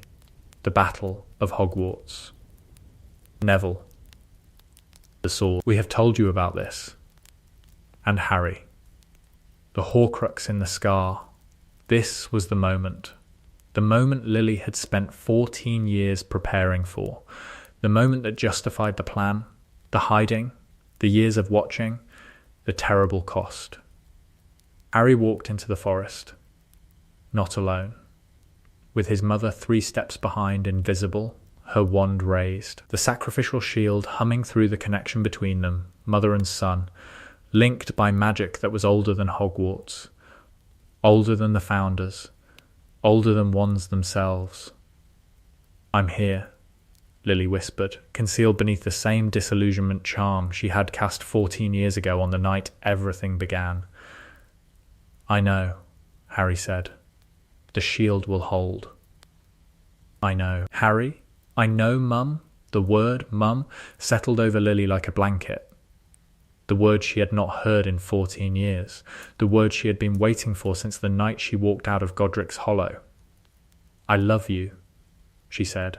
I love you too. Now stop talking. I need to concentrate on dying. You're not going to die. Then I need to concentrate on not dying.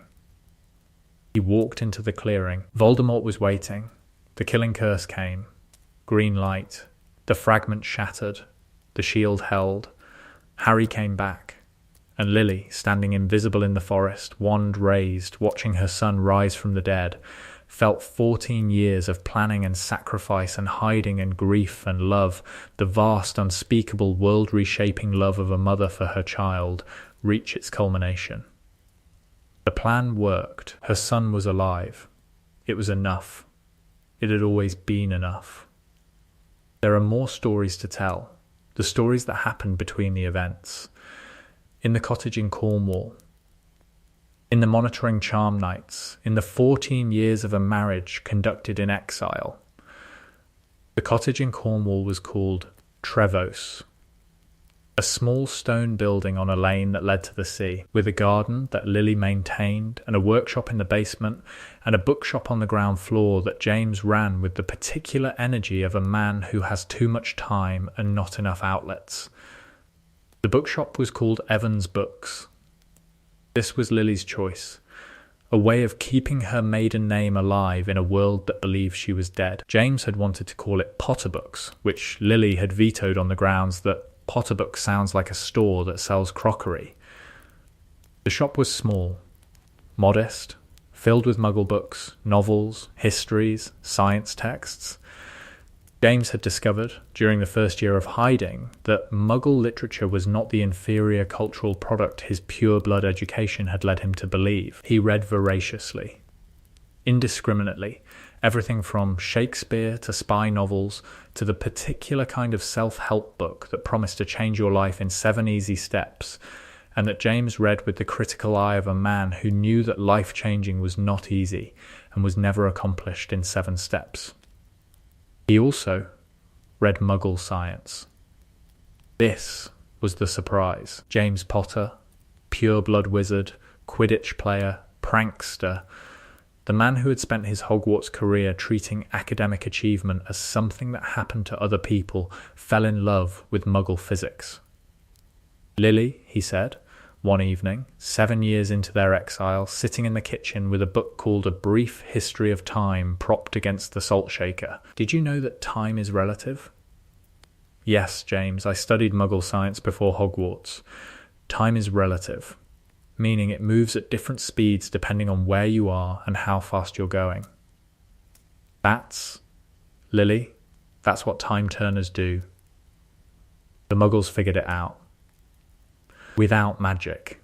The Muggles figured out a lot of things without magic. But they worked out the mathematical framework for something we do with an enchanted hourglass. Without an enchanted hourglass. Using math. Pure math. They just thought about it hard enough and the universe gave them the answer. That's how Muggle science works. You observe. You hypothesize. You test. You conclude. It's the same method we use in potions and charms. It's not the same.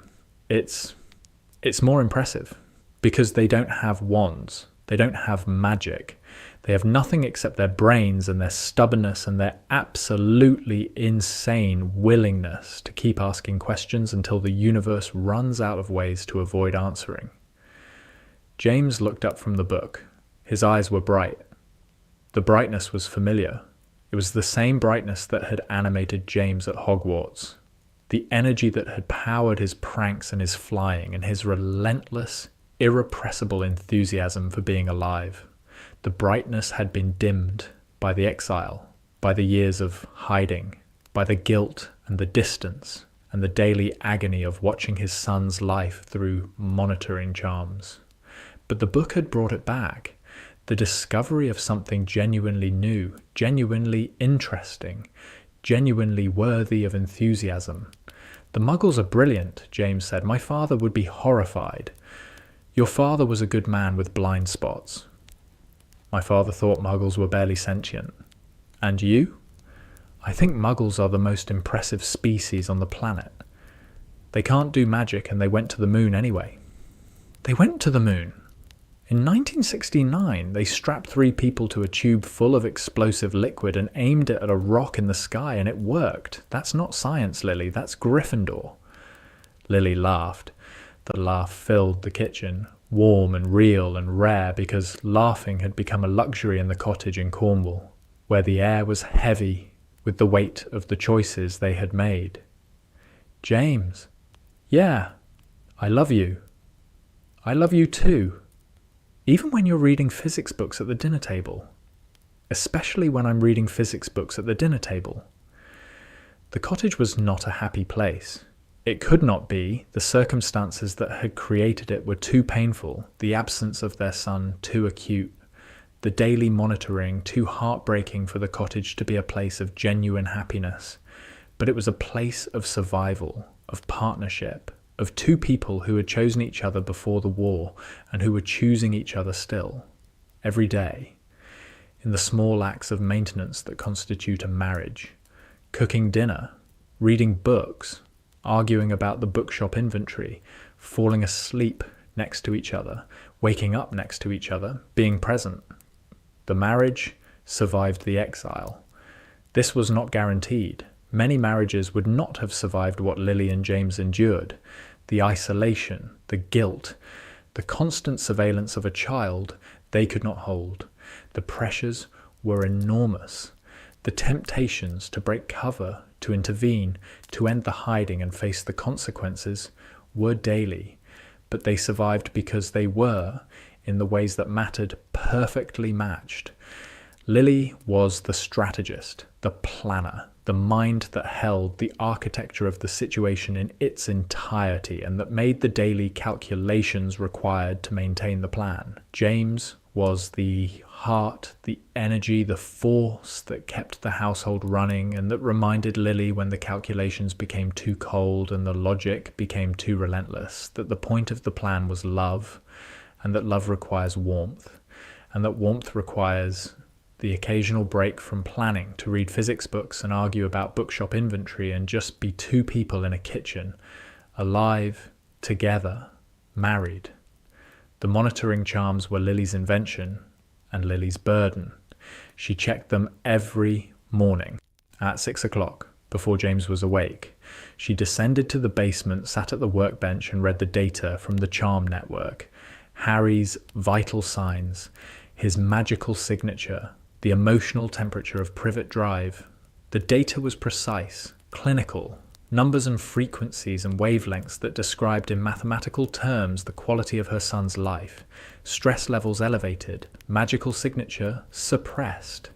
Location, cupboard under stairs, duration, 8 hours. Emotional register, fear. The data was also devastating.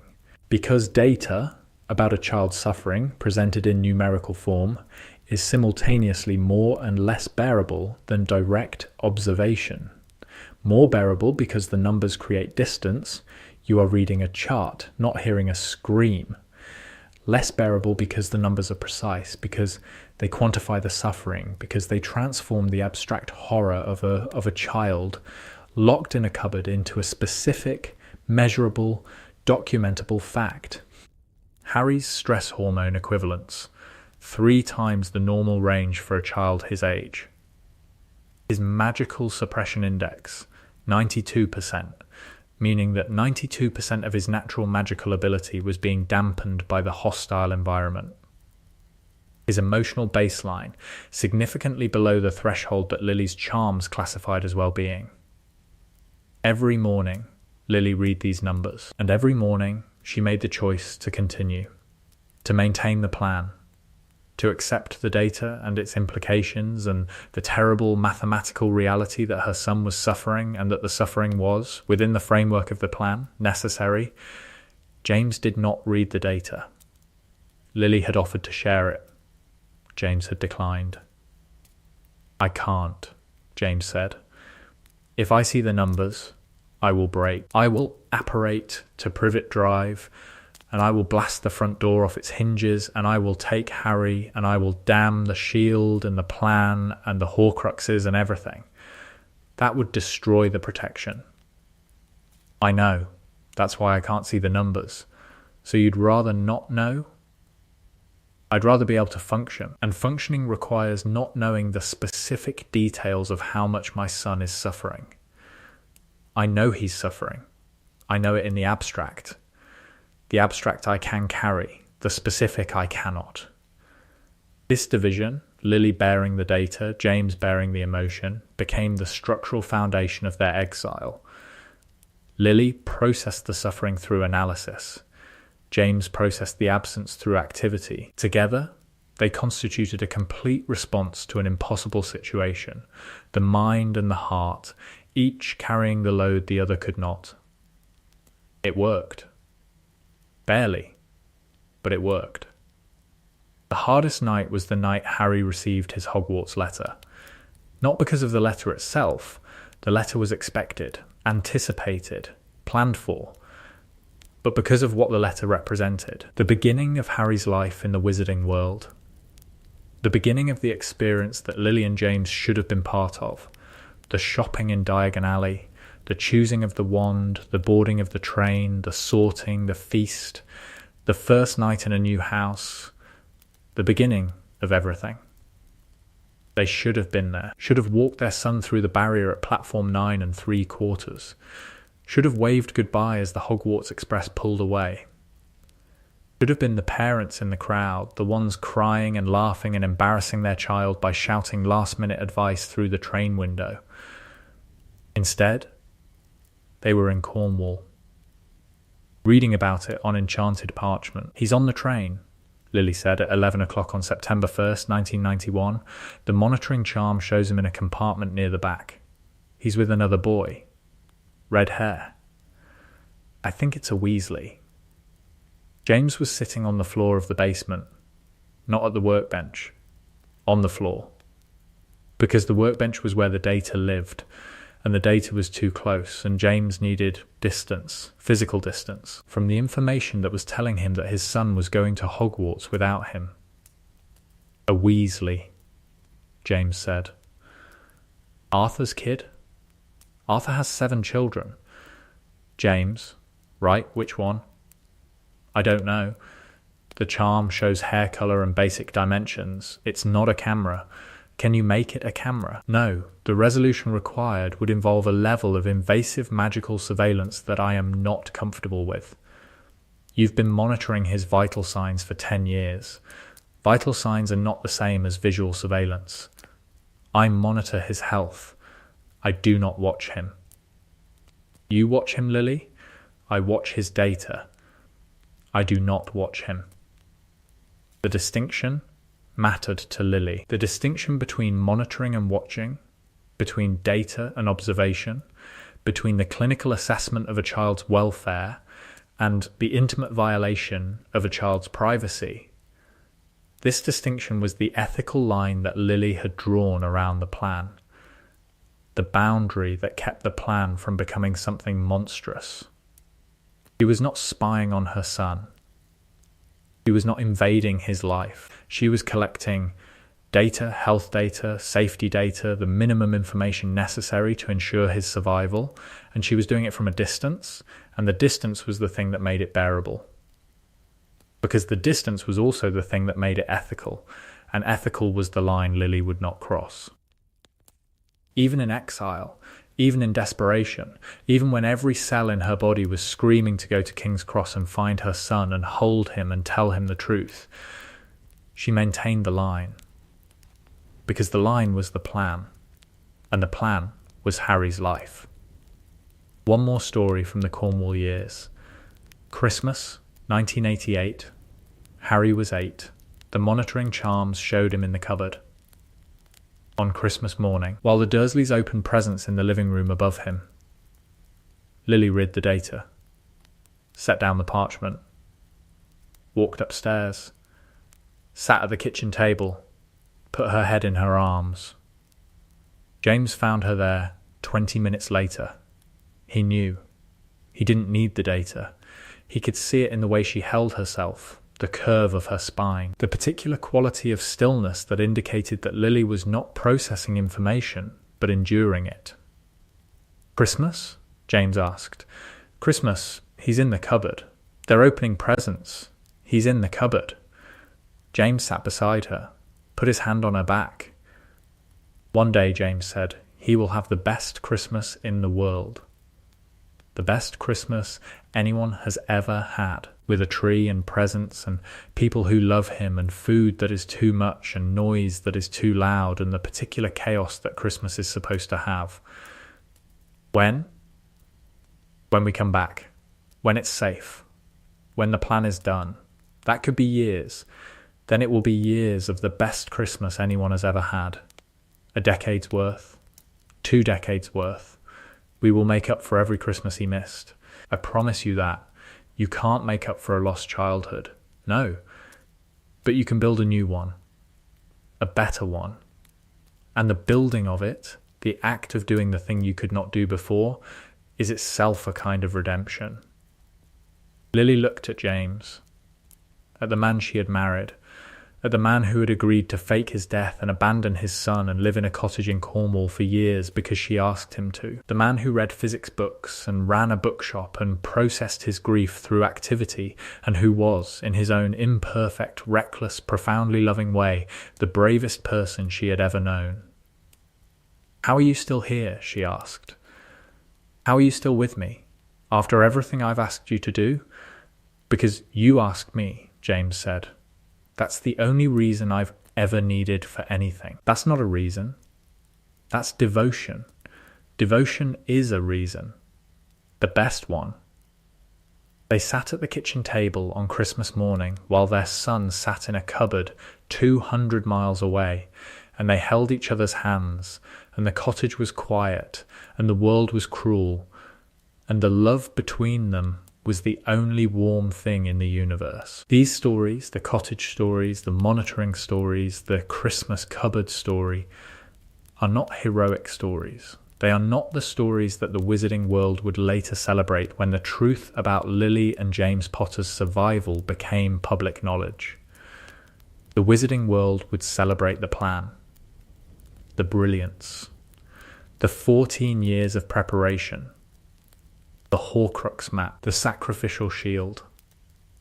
The wizarding world would not celebrate the sitting in kitchens and crying, the reading of data at 6 a.m, the terrible, daily, hourly choice to continue the plan while a child suffered.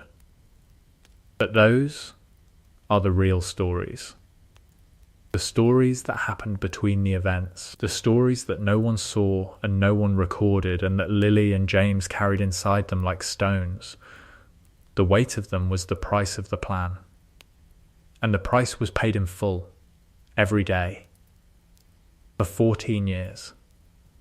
The years after the war were the years of rebuilding. Not the castle. The castle rebuilt itself, because Hogwarts was a living thing, and living things heal. The rebuilding that mattered was personal, familial, the slow, painful, imperfect process of constructing a family from the wreckage of a plan that had saved everything and cost everything. Harry moved into Grimmauld Place. Lily and James moved in with him. This was not ideal. Grimmauld Place was dark and depressing and full of the particular brand of aristocratic decay that the Black family had cultivated for generations. But it was available, and available was the only criterion that mattered in the weeks after the battle. The first morning, Harry came down to the kitchen and found both his parents there. Lily was making terrible eggs. James was reading The Prophet. The scene was so ordinary, so domestic, so completely normal that Harry stood in the doorway for a full minute before they noticed him. "Morning," James said, without looking up from the paper. "Morning," Harry said. "Eggs?" Lily asked from the stove. "Are they edible?" "That is a matter of ongoing debate." Harry sat down. Lily placed a plate in front of him. The eggs were burned, the toast was charred, the tea was too strong. Harry ate all of it. "These are terrible," Harry said. "I know," Lily said. "Can you learn to cook? I have been cooking for 14 years. This is me having learned. That's alarming. James does the cooking, usually. James is reading the paper. James is avoiding the cooking because he knows I need to do this." Harry looked at his father. James glanced up from the paper. "Winked. She needs to do it," James said. "It's a mother thing. Making terrible eggs is a mother thing. Making anything for your child is a mother thing. The quality is irrelevant. The act is the point." Harry looked at the burned eggs, at the charred toast, at the too strong tea. "Thank you," Harry said. To Lily, to the eggs, to the morning. "You're welcome, sweetheart." The word, sweetheart, landed in the kitchen like a spell, a charm, an incantation that had been waiting 14 years to be spoken. Lily froze. She had said it without thinking, the word emerging from the place where 14 years of suppressed maternal instinct had been stored, compressed, held in reserve for a moment that she had not known was coming, and that was now here. Harry's eyes went bright. Not tears. Not yet. But the beginning of tears. The moisture that precedes the crying. "You called me sweetheart," Harry said. I'm sorry, I didn't mean to. Don't apologize." "Say it again." "Sweetheart." Again, sweetheart. And Harry, who had defeated a Dark Lord and survived a graveyard and fought a war and forgiven the people who had abandoned him, Harry cried. At the breakfast table. Over burned eggs. Not from sadness, From the overwhelming, devastating, uncontainable joy of hearing his mother call him sweetheart for the first time in his conscious memory, Lily came around the table, sat beside him, put her arm around him. "I have been wanting to say that for 14 years, she said. "I have been wanting to hear it for 15. James put down the paper, came around the other side, put his arm around Harry.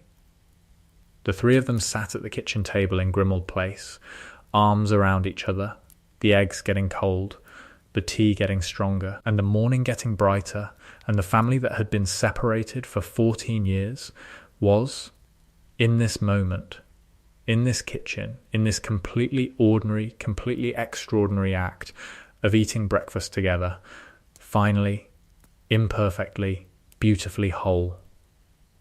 Ginny understood Harry's situation better than anyone except Harry. Not because she had experienced the same thing. Ginny had not been abandoned by her parents, had not grown up in a cupboard, had not discovered at 15 that the central fact of her identity was a lie. But Ginny understood complicated love. She had loved Harry since she was 10 years old, in the way that 10-year-olds love, totally, uncritically, without reservation. She had loved him at 11, when she was too shy to speak to him. At 12, when she was possessed by Tom Riddle's diary and Harry had saved her.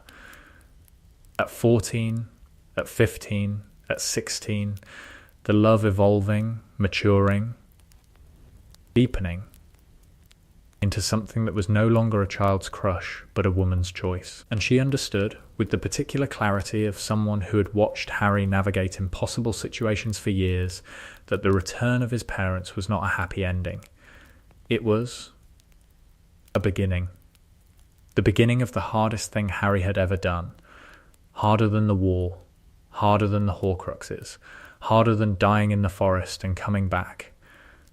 The hardest thing was learning to be a son. "You're overthinking it," Ginny told him one evening, sitting on the roof of Grimmauld Place, looking at the London skyline.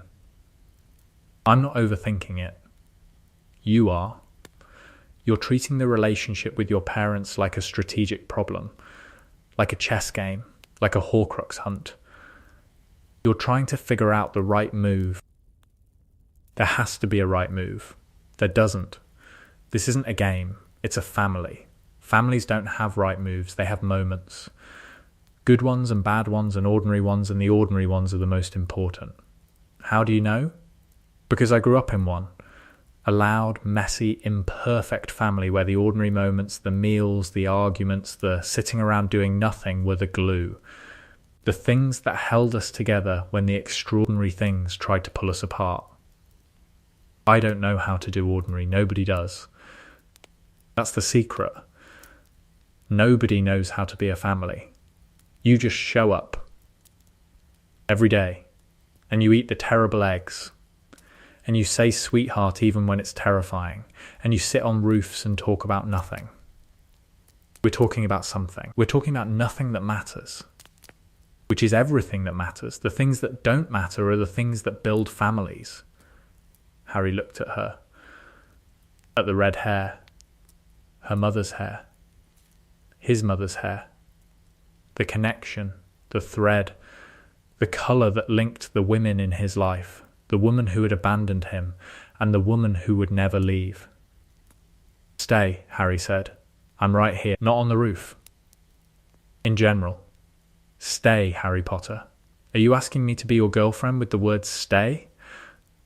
I'm asking you to be the person who doesn't leave, who stays for the ordinary moments, who eats the terrible eggs. That is the most romantic and least romantic thing anyone has ever said to me. Is that a yes? It's an of course. It's always been an of course." They sat on the roof. The London skyline glittered. The war was over. The world was broken and healing and broken again and healing again, the way worlds always are, the way they always will be. And Harry Potter, the boy who lived, the boy whose parents had faked their deaths, who had grown up in a cupboard and fought a war and learnt to forgive the unforgivable. Harry Potter sat on a roof with a girl who had red hair and a fierce heart, and who had said of course as if there had never been any question. And the morning would come, and Lily would make terrible eggs, and James would read the paper, and Sirius would argue with Snape about something irrelevant, and Ron would eat with his mouth open, and Hermione would file a complaint about the organisational structure of the post-war government. And the family, the vast, improbable, assembled from wreckage family that Harry had built and been given and earned and lost and found, would sit around a kitchen table and be ordinary. And ordinary, Harry was learning, was the most extraordinary thing in the world, because ordinary was what he had spent his entire life reaching for. Not fame, not glory, not the adoration of a wizarding world that had alternately worshipped and condemned him. Just a kitchen table, just a morning, just a mother calling him sweetheart, and a father reading the paper, and a girl with red hair saying of course. That was the treasure. The real one. The one that no mirror could show, and no prophecy could predict, and no dark lord could destroy. The treasure was showing up every day, for the ordinary moments, for the terrible eggs and the too strong tea and the burned toast and the conversations about nothing that meant everything. The treasure was family. And family was not the people who shared your blood. Family was the people who showed up, who stayed, who ate the terrible eggs without complaint. Lily and James had been absent for 14 years.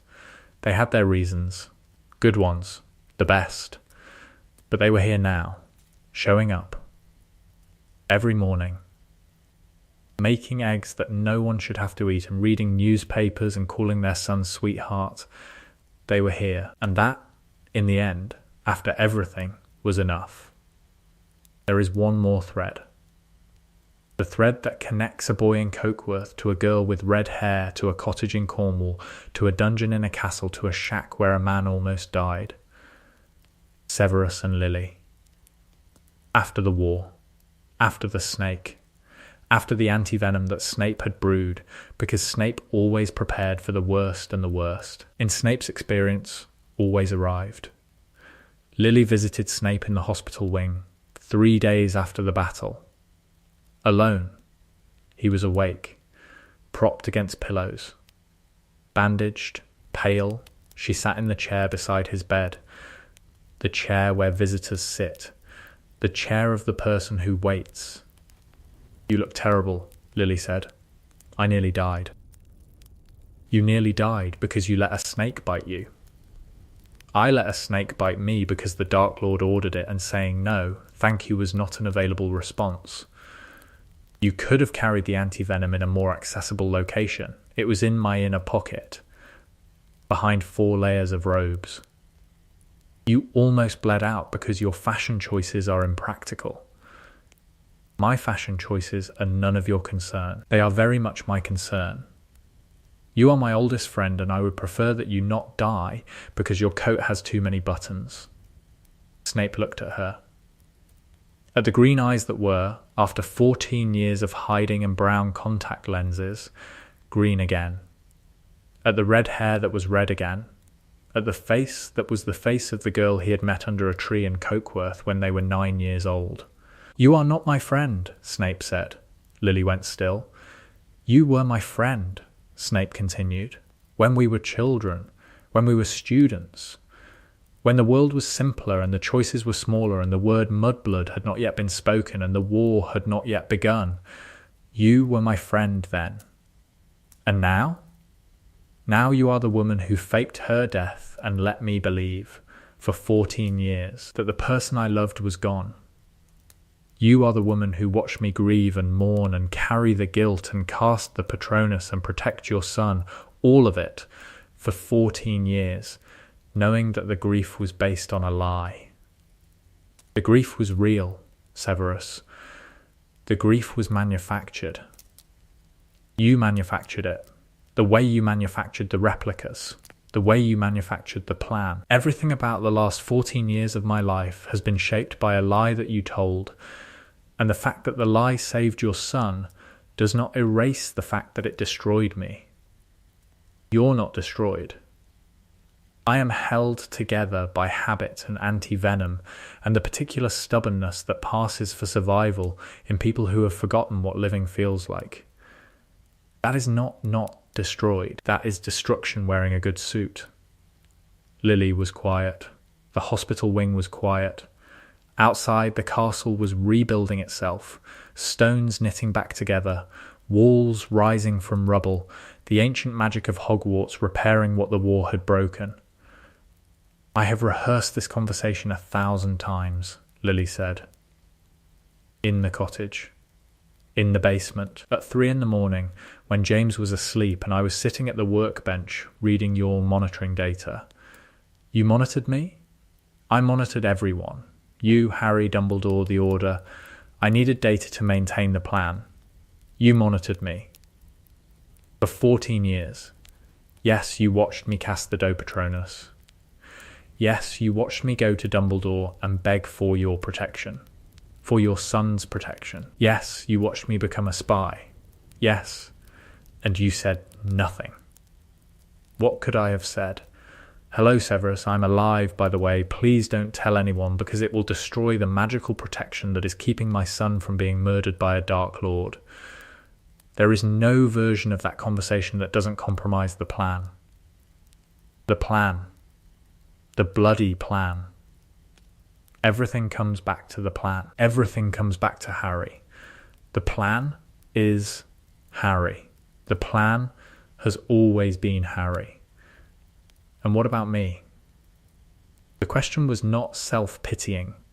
It was not dramatic. It was the simple, direct, devastating question of a man who had spent 20 years organising his entire existence around the love and loss of one person and who had just discovered that the loss was a strategic decision made by the person he loved. You deserved better, Lily said. You deserved the truth. You deserved to know that the woman you were mourning was alive, and that the guilt you were carrying was unnecessary, and that the Patronus you were casting was not a memorial, but a conversation, a one-sided conversation with a woman who was listening. You were listening. Every time. Every Patronus you cast, I felt it through the monitoring charms, the magical signature. The emotion behind it. I felt your love, Severus, for 14 years. I felt it every single day. And you said nothing. I said nothing, because the plan required silence. And I hated the plan. I hated it every day. I hated it most when I felt the Patronus, because the Patronus was proof that you still loved me, and that my silence was causing you pain, and that the pain was the price of my son's life. You keep coming back to the price. Because the price is the only thing that justifies the plan. If the price were not enormous, if the suffering were not real, if the cost were not devastating, then the plan would be merely clever. It is the price that makes it meaningful. The price is the proof that we cared enough to pay it. Snape looked at the ceiling, at the ancient stone, at the light that filtered through the windows. I am going to need time, he said. I know. Possibly a great deal of time. I have time. I've had nothing but time for 14 years. That's not funny. It's a little funny. It is not. Severus. What? I missed you. He closed his eyes. The words landed in a place that was deeper than anger, deeper than grief, deeper than the 14 years of mourning that had defined his adult life. I missed you too, he said. Every day. Even when you were calling me don't. I wasn't going to. I was going to say even when you were calling me a memory. I called you many things. In the dark. In the dungeon. When no one was listening. I was listening. I know that now. And I don't know whether that makes it better or worse. It makes it real. That's all I can offer. The reality. The truth. After 14 years of lies, the truth is the only thing I have that's worth giving. Snape opened his eyes. Looked at her. green meeting black. Saturday, he said. What about Saturday? Come for tea. At Hogwarts. My office. 4 o'clock. Your office is in the dungeons. Yes, you want me to have tea in a dungeon. The dungeons are very comfortable. They are not comfortable. They are cold and dark and smell of potions ingredients. They smell of accomplishment. Are you coming or not? Lily looked at Severus Snape, at the man who had loved her since he was 9 years old, who had mourned her for 14 years, who had protected her son with a devotion that was not parental but was related to parental, the devotion of a man who could not love the mother. So he loved the child, and the loving of the child was the last remaining proof that the love for the mother was real. Saturday, Lily said. 4 o'clock. Don't be late. I'm never late. You were late to potions in 5th year. That was because you set my book bag on fire. That was an accident. That was retaliatory combustion. I have no recollection of that event. You remember everything. I remember selectively. It is a useful skill. Lily stood, walked to the door. Stopped, Severus? Yes, the dough. Don't change it. He looked at her. Something moved across his face, something that was not anger and was not grief and was not love, but was related to all three. Never, he said. She left. He lay in the hospital wing and looked at the ceiling and felt something that was not happiness. Because happiness was too simple a word for what he was experiencing. What he was experiencing was the cessation of a pain so old and so deep that he had forgotten it was there. The way you forget about gravity until you float. Lily was alive. Lily was alive, and she had been listening, and she was coming for tea on Saturday. The world, Snape reflected, had a sense of humour after all. It was not, he had to admit, entirely vicious. The public learned the truth on a Monday morning in August. Not through the Daily Prophet, which had been unreliable since the war and whose editorial standards were, in Hermione's professional opinion, an insult to the concept of journalism. Through the Quibbler, which had been the only publication willing to print the truth during the Fudge administration, and which had, in the post-war period, become the wizarding world's most trusted source of actual news. The headline was simple. Devastating. The kind of headline that changes the conversation forever. James and Lily Potter alive, 14-year deception revealed the wizarding world's reaction was not what anyone expected. The expectation, based on reasonable assumptions about human nature and the wizarding world's relationship with the Potter family, was outrage. Fury. The particular betrayal that comes from discovering that the heroes you mourned were not dead, that the sacrifice you celebrated was a performance, that the grave you visited was a prop. The outrage came. Some of it. The Daily Prophet, which had been scooped by the Quibbler and was compensating with maximum indignation, ran 3 weeks of editorials demanding an investigation. Ministry officials who had built their careers on the narrative of the Potters' heroic sacrifice found themselves suddenly, uncomfortably, reassessing the foundations of their political identities. But the outrage was smaller than expected. And the reason was Harry. Harry gave an interview, not to the Prophet, not to the Ministry, to the Quibbler. Sitting in the office of the editor, Luna Lovegood's father, Xenophilius, who conducted the interview with the dreamy, slightly unfocused intensity that was his professional style and that produced, against all reasonable expectation, the most honest journalism in the wizarding world. Your parents faked their deaths, Xenophilius said. The wizarding world is surprised. The wizarding world has been surprised by me before, Harry said. I am the boy who lived. Surprises are my specialty. There are those who feel betrayed, who believe the deception was a violation of the public trust. The public trust was violated by a government that denied Voldemort's return for a year while children were being murdered.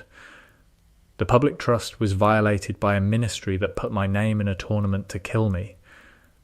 The public trust was violated by a system that was supposed to protect people, and that instead protected itself. My parents' deception saved my life. The public's deception cost lives. I know which violation I find more concerning. And the years at the Dursleys? The cupboard?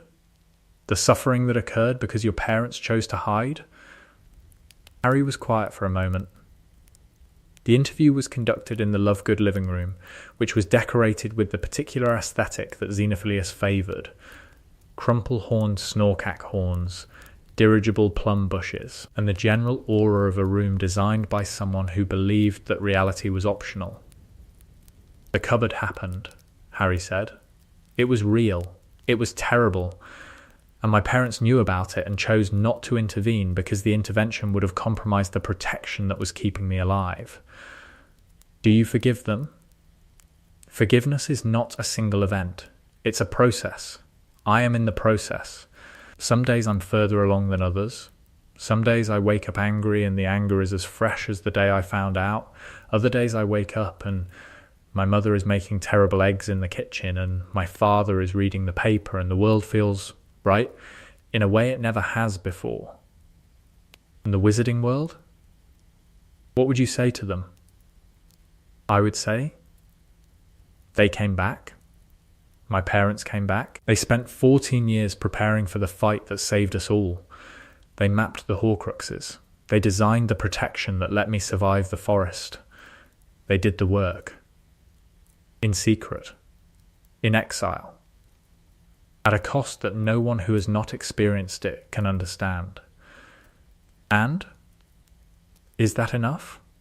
Harry thought about the question, about the burned eggs and the too strong tea and the word sweetheart spoken across a kitchen table, about the flight on the roof with his father and the laughter that was warmer than before, about the forgiveness that was coming slowly and the love that was not slow at all. It's enough for me, Harry said. The wizarding world can decide for itself. The interview ran in the Quibbler on a Thursday. By Friday, the outrage had diminished. By the following Monday, the conversation had shifted. Not to acceptance. Acceptance, like forgiveness, is a process, but to understanding. The understanding that the world is more complicated than headlines, that heroism takes forms that do not fit on pedestals, and that the bravest thing two parents ever did was not dying for their child, but living without him, so that he could live at all. The grave in Godric's Hollow remained. Lily wanted to remove it. James argued against it. It's a monument, James said. To the people we were. The people who died that night, the replicas, they were us. In every way that matters. They wore our faces and carried our magic and died our deaths. The grave is real. The sacrifice is real. The only thing that isn't real is the bodies. The bodies are rather an important part of a grave, James. The bodies are the least important part. The grave is a symbol. It means something to the people who visit it. It means two people loved their son enough to die for him. And that is true. We did love our son enough to die for him. We just found a way to do it without actually dying. That's actually quite philosophical. I've had 14 years to think about it, in between the physics books. The physics books are part of the philosophy. Everything is connected. Lily the Muggles know that. They call it unified field theory. It means that all the forces in the universe, gravity, electromagnetism, the strong and weak nuclear forces, are different expressions of the same underlying reality. The same thing is true of love and sacrifice and heroism and cowardice and all the other forces that operate in human life. They're all connected. They're all expressions of the same thing. What thing? Choice. The fundamental, irreducible, impossibly powerful act of choosing. Choosing to love. Choosing to sacrifice. Choosing to hide, choosing to come back. It's all choice, Lily. And the choices are what the grave represents, not the bodies. Lily looked at her husband. At the man who had, in 14 years of exile, evolved from a Quidditch-playing prankster into something she had not anticipated. A thinker. A philosopher. A man who read physics books and thought about the unified field theory of human experience, and who made arguments about the metaphysics of grave sites at 9 o'clock on a Tuesday morning. "When did you become wise?" she asked. "When I stopped being brave." "You haven't stopped being brave." "I've stopped being only brave. I've added other things: wisdom, patience, the ability to make a compelling argument about grave markers. The argument was adequate. Adequate is high praise from you. Don't get used to it." The grave remained. The headstone stayed. The words carved into the stone, "The last enemy that shall be destroyed is death," remained visible to the witches and wizards who visited, who laid flowers, who stood in the graveyard at Godric's Hollow and thought about the two young people who had loved their son enough to do the impossible. The words were, Harry reflected, more accurate than they had ever been. The last enemy that shall be destroyed is death. And his parents had destroyed it. Not through immortality, not through dark magic or Horcruxes or the frantic, desperate clinging to existence that had defined Voldemort's life. Through love. Through the willingness to appear to die so that their son could live. Through the choice, the fundamental, irreducible, impossibly powerful choice to sacrifice everything for the people they loved. Death was the last enemy. And love defeated it, not by preventing it, by making it irrelevant. Because in the end, the grave was empty, the bodies were replicas, the death was a performance, but the love was real. And real love, Harry was learning, is the only magic that matters. One last moment. The final one. The one that closes the story. Christmas, the first Christmas together. The real one. Not at Grimmauld Place. At a house in Godric's Hollow, the new house. The one James had built on the lot beside the memorial cottage. The one with the garden and the gate and the door that locked with a key, and also with 7 protective charms that Lily had designed, and that were, according to Dumbledore, the most sophisticated residential ward system I have ever encountered. The tree was enormous. James had insisted. 14 years of missed Christmases required, in James's estimation, a tree that was at least 14 feet tall and decorated with enough enchanted ornaments to constitute a fire hazard. "That tree is going to fall over," Lily said. "It will not fall over. I've charmed it. Your charms are not reliable. My charms are perfectly reliable. It was one incident with the turkey. One. The turkey exploded, James. The turkey was overcharmed. The tree is appropriately charmed." Harry arrived at 10. With Ginny. With Ron and Hermione. With Sirius, who had brought a motorcycle-shaped ornament for the tree and a bottle of fire whiskey for James, and a look on his face that was the closest thing to peace that Sirius Black's face had ever produced. Snape arrived at 11. This was unexpected. Snape did not attend social functions, did not celebrate holidays, did not voluntarily enter rooms that contained more than 2 people and a fire. But Lily had invited him. And Lily's invitations were not, in Snape's experience, optional. He brought a potion. A gift for Lily, a small, elegant bottle containing a brew of such sophistication that Lily, who was the best charm designer of her generation, could not identify it by sight or smell. "What is it?" Lily asked. "An eye colour restoration potion. Permanent, to reverse the appearance charms." "You brewed this?" "I have been brewing it for 3 months. The formula is new. I developed it specifically for this purpose. Severus, I recall that you mentioned, in the hospital wing, that the loss of your eye colour was the hardest part of the disguise. I thought, I wanted to." He stopped. The words were tangling. Snape, who was eloquent in cruelty and precise in instruction, was inarticulate in kindness, because kindness was a language he had not spoken in 20 years, and the fluency had not yet returned. "Thank you," Lily said. "You're welcome. The potion should be taken on an empty stomach. Side effects may include temporary blurred vision and the restoration of an eye colour that has been absent for 14 years, and that certain people have missed more than they are prepared to articulate." Lily took the potion. Her eyes changed, from the brown of Elena Evans to the green of Lily Potter, the green that Harry had inherited, the green that Snape had loved since he was 9. Snape looked at the green eyes. 14 years. 14 years of casting a doe Patronus. 14 years of looking at Harry and seeing his mother's eyes in a stranger's face. And now the eyes were here, in the face they belonged to, looking at him with a warmth and a gratitude and a complicated, layered, painful, beautiful love that was not the love he wanted, but was the love she could give. "Happy Christmas, Severus," Lily said. "Happy Christmas, Lily." The kitchen filled. Molly's cooking arrived by the truckload. Arthur discussed Muggle Christmas traditions with the enthusiasm of a convert. The Weasley children argued. Hermione organised the presents. Ron ate continuously, and Harry sat at the table, his mother on his left, his father on his right, Ginny across from him.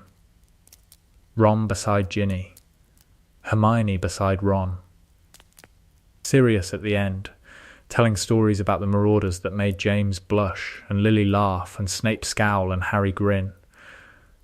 The table was full. The house was warm.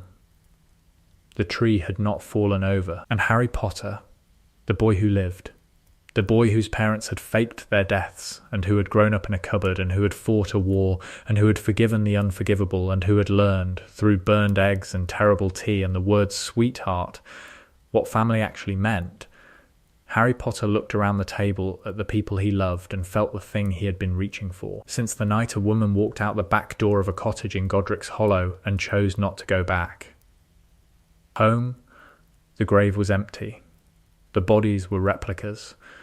The death was a performance. But the love was real. The family was real.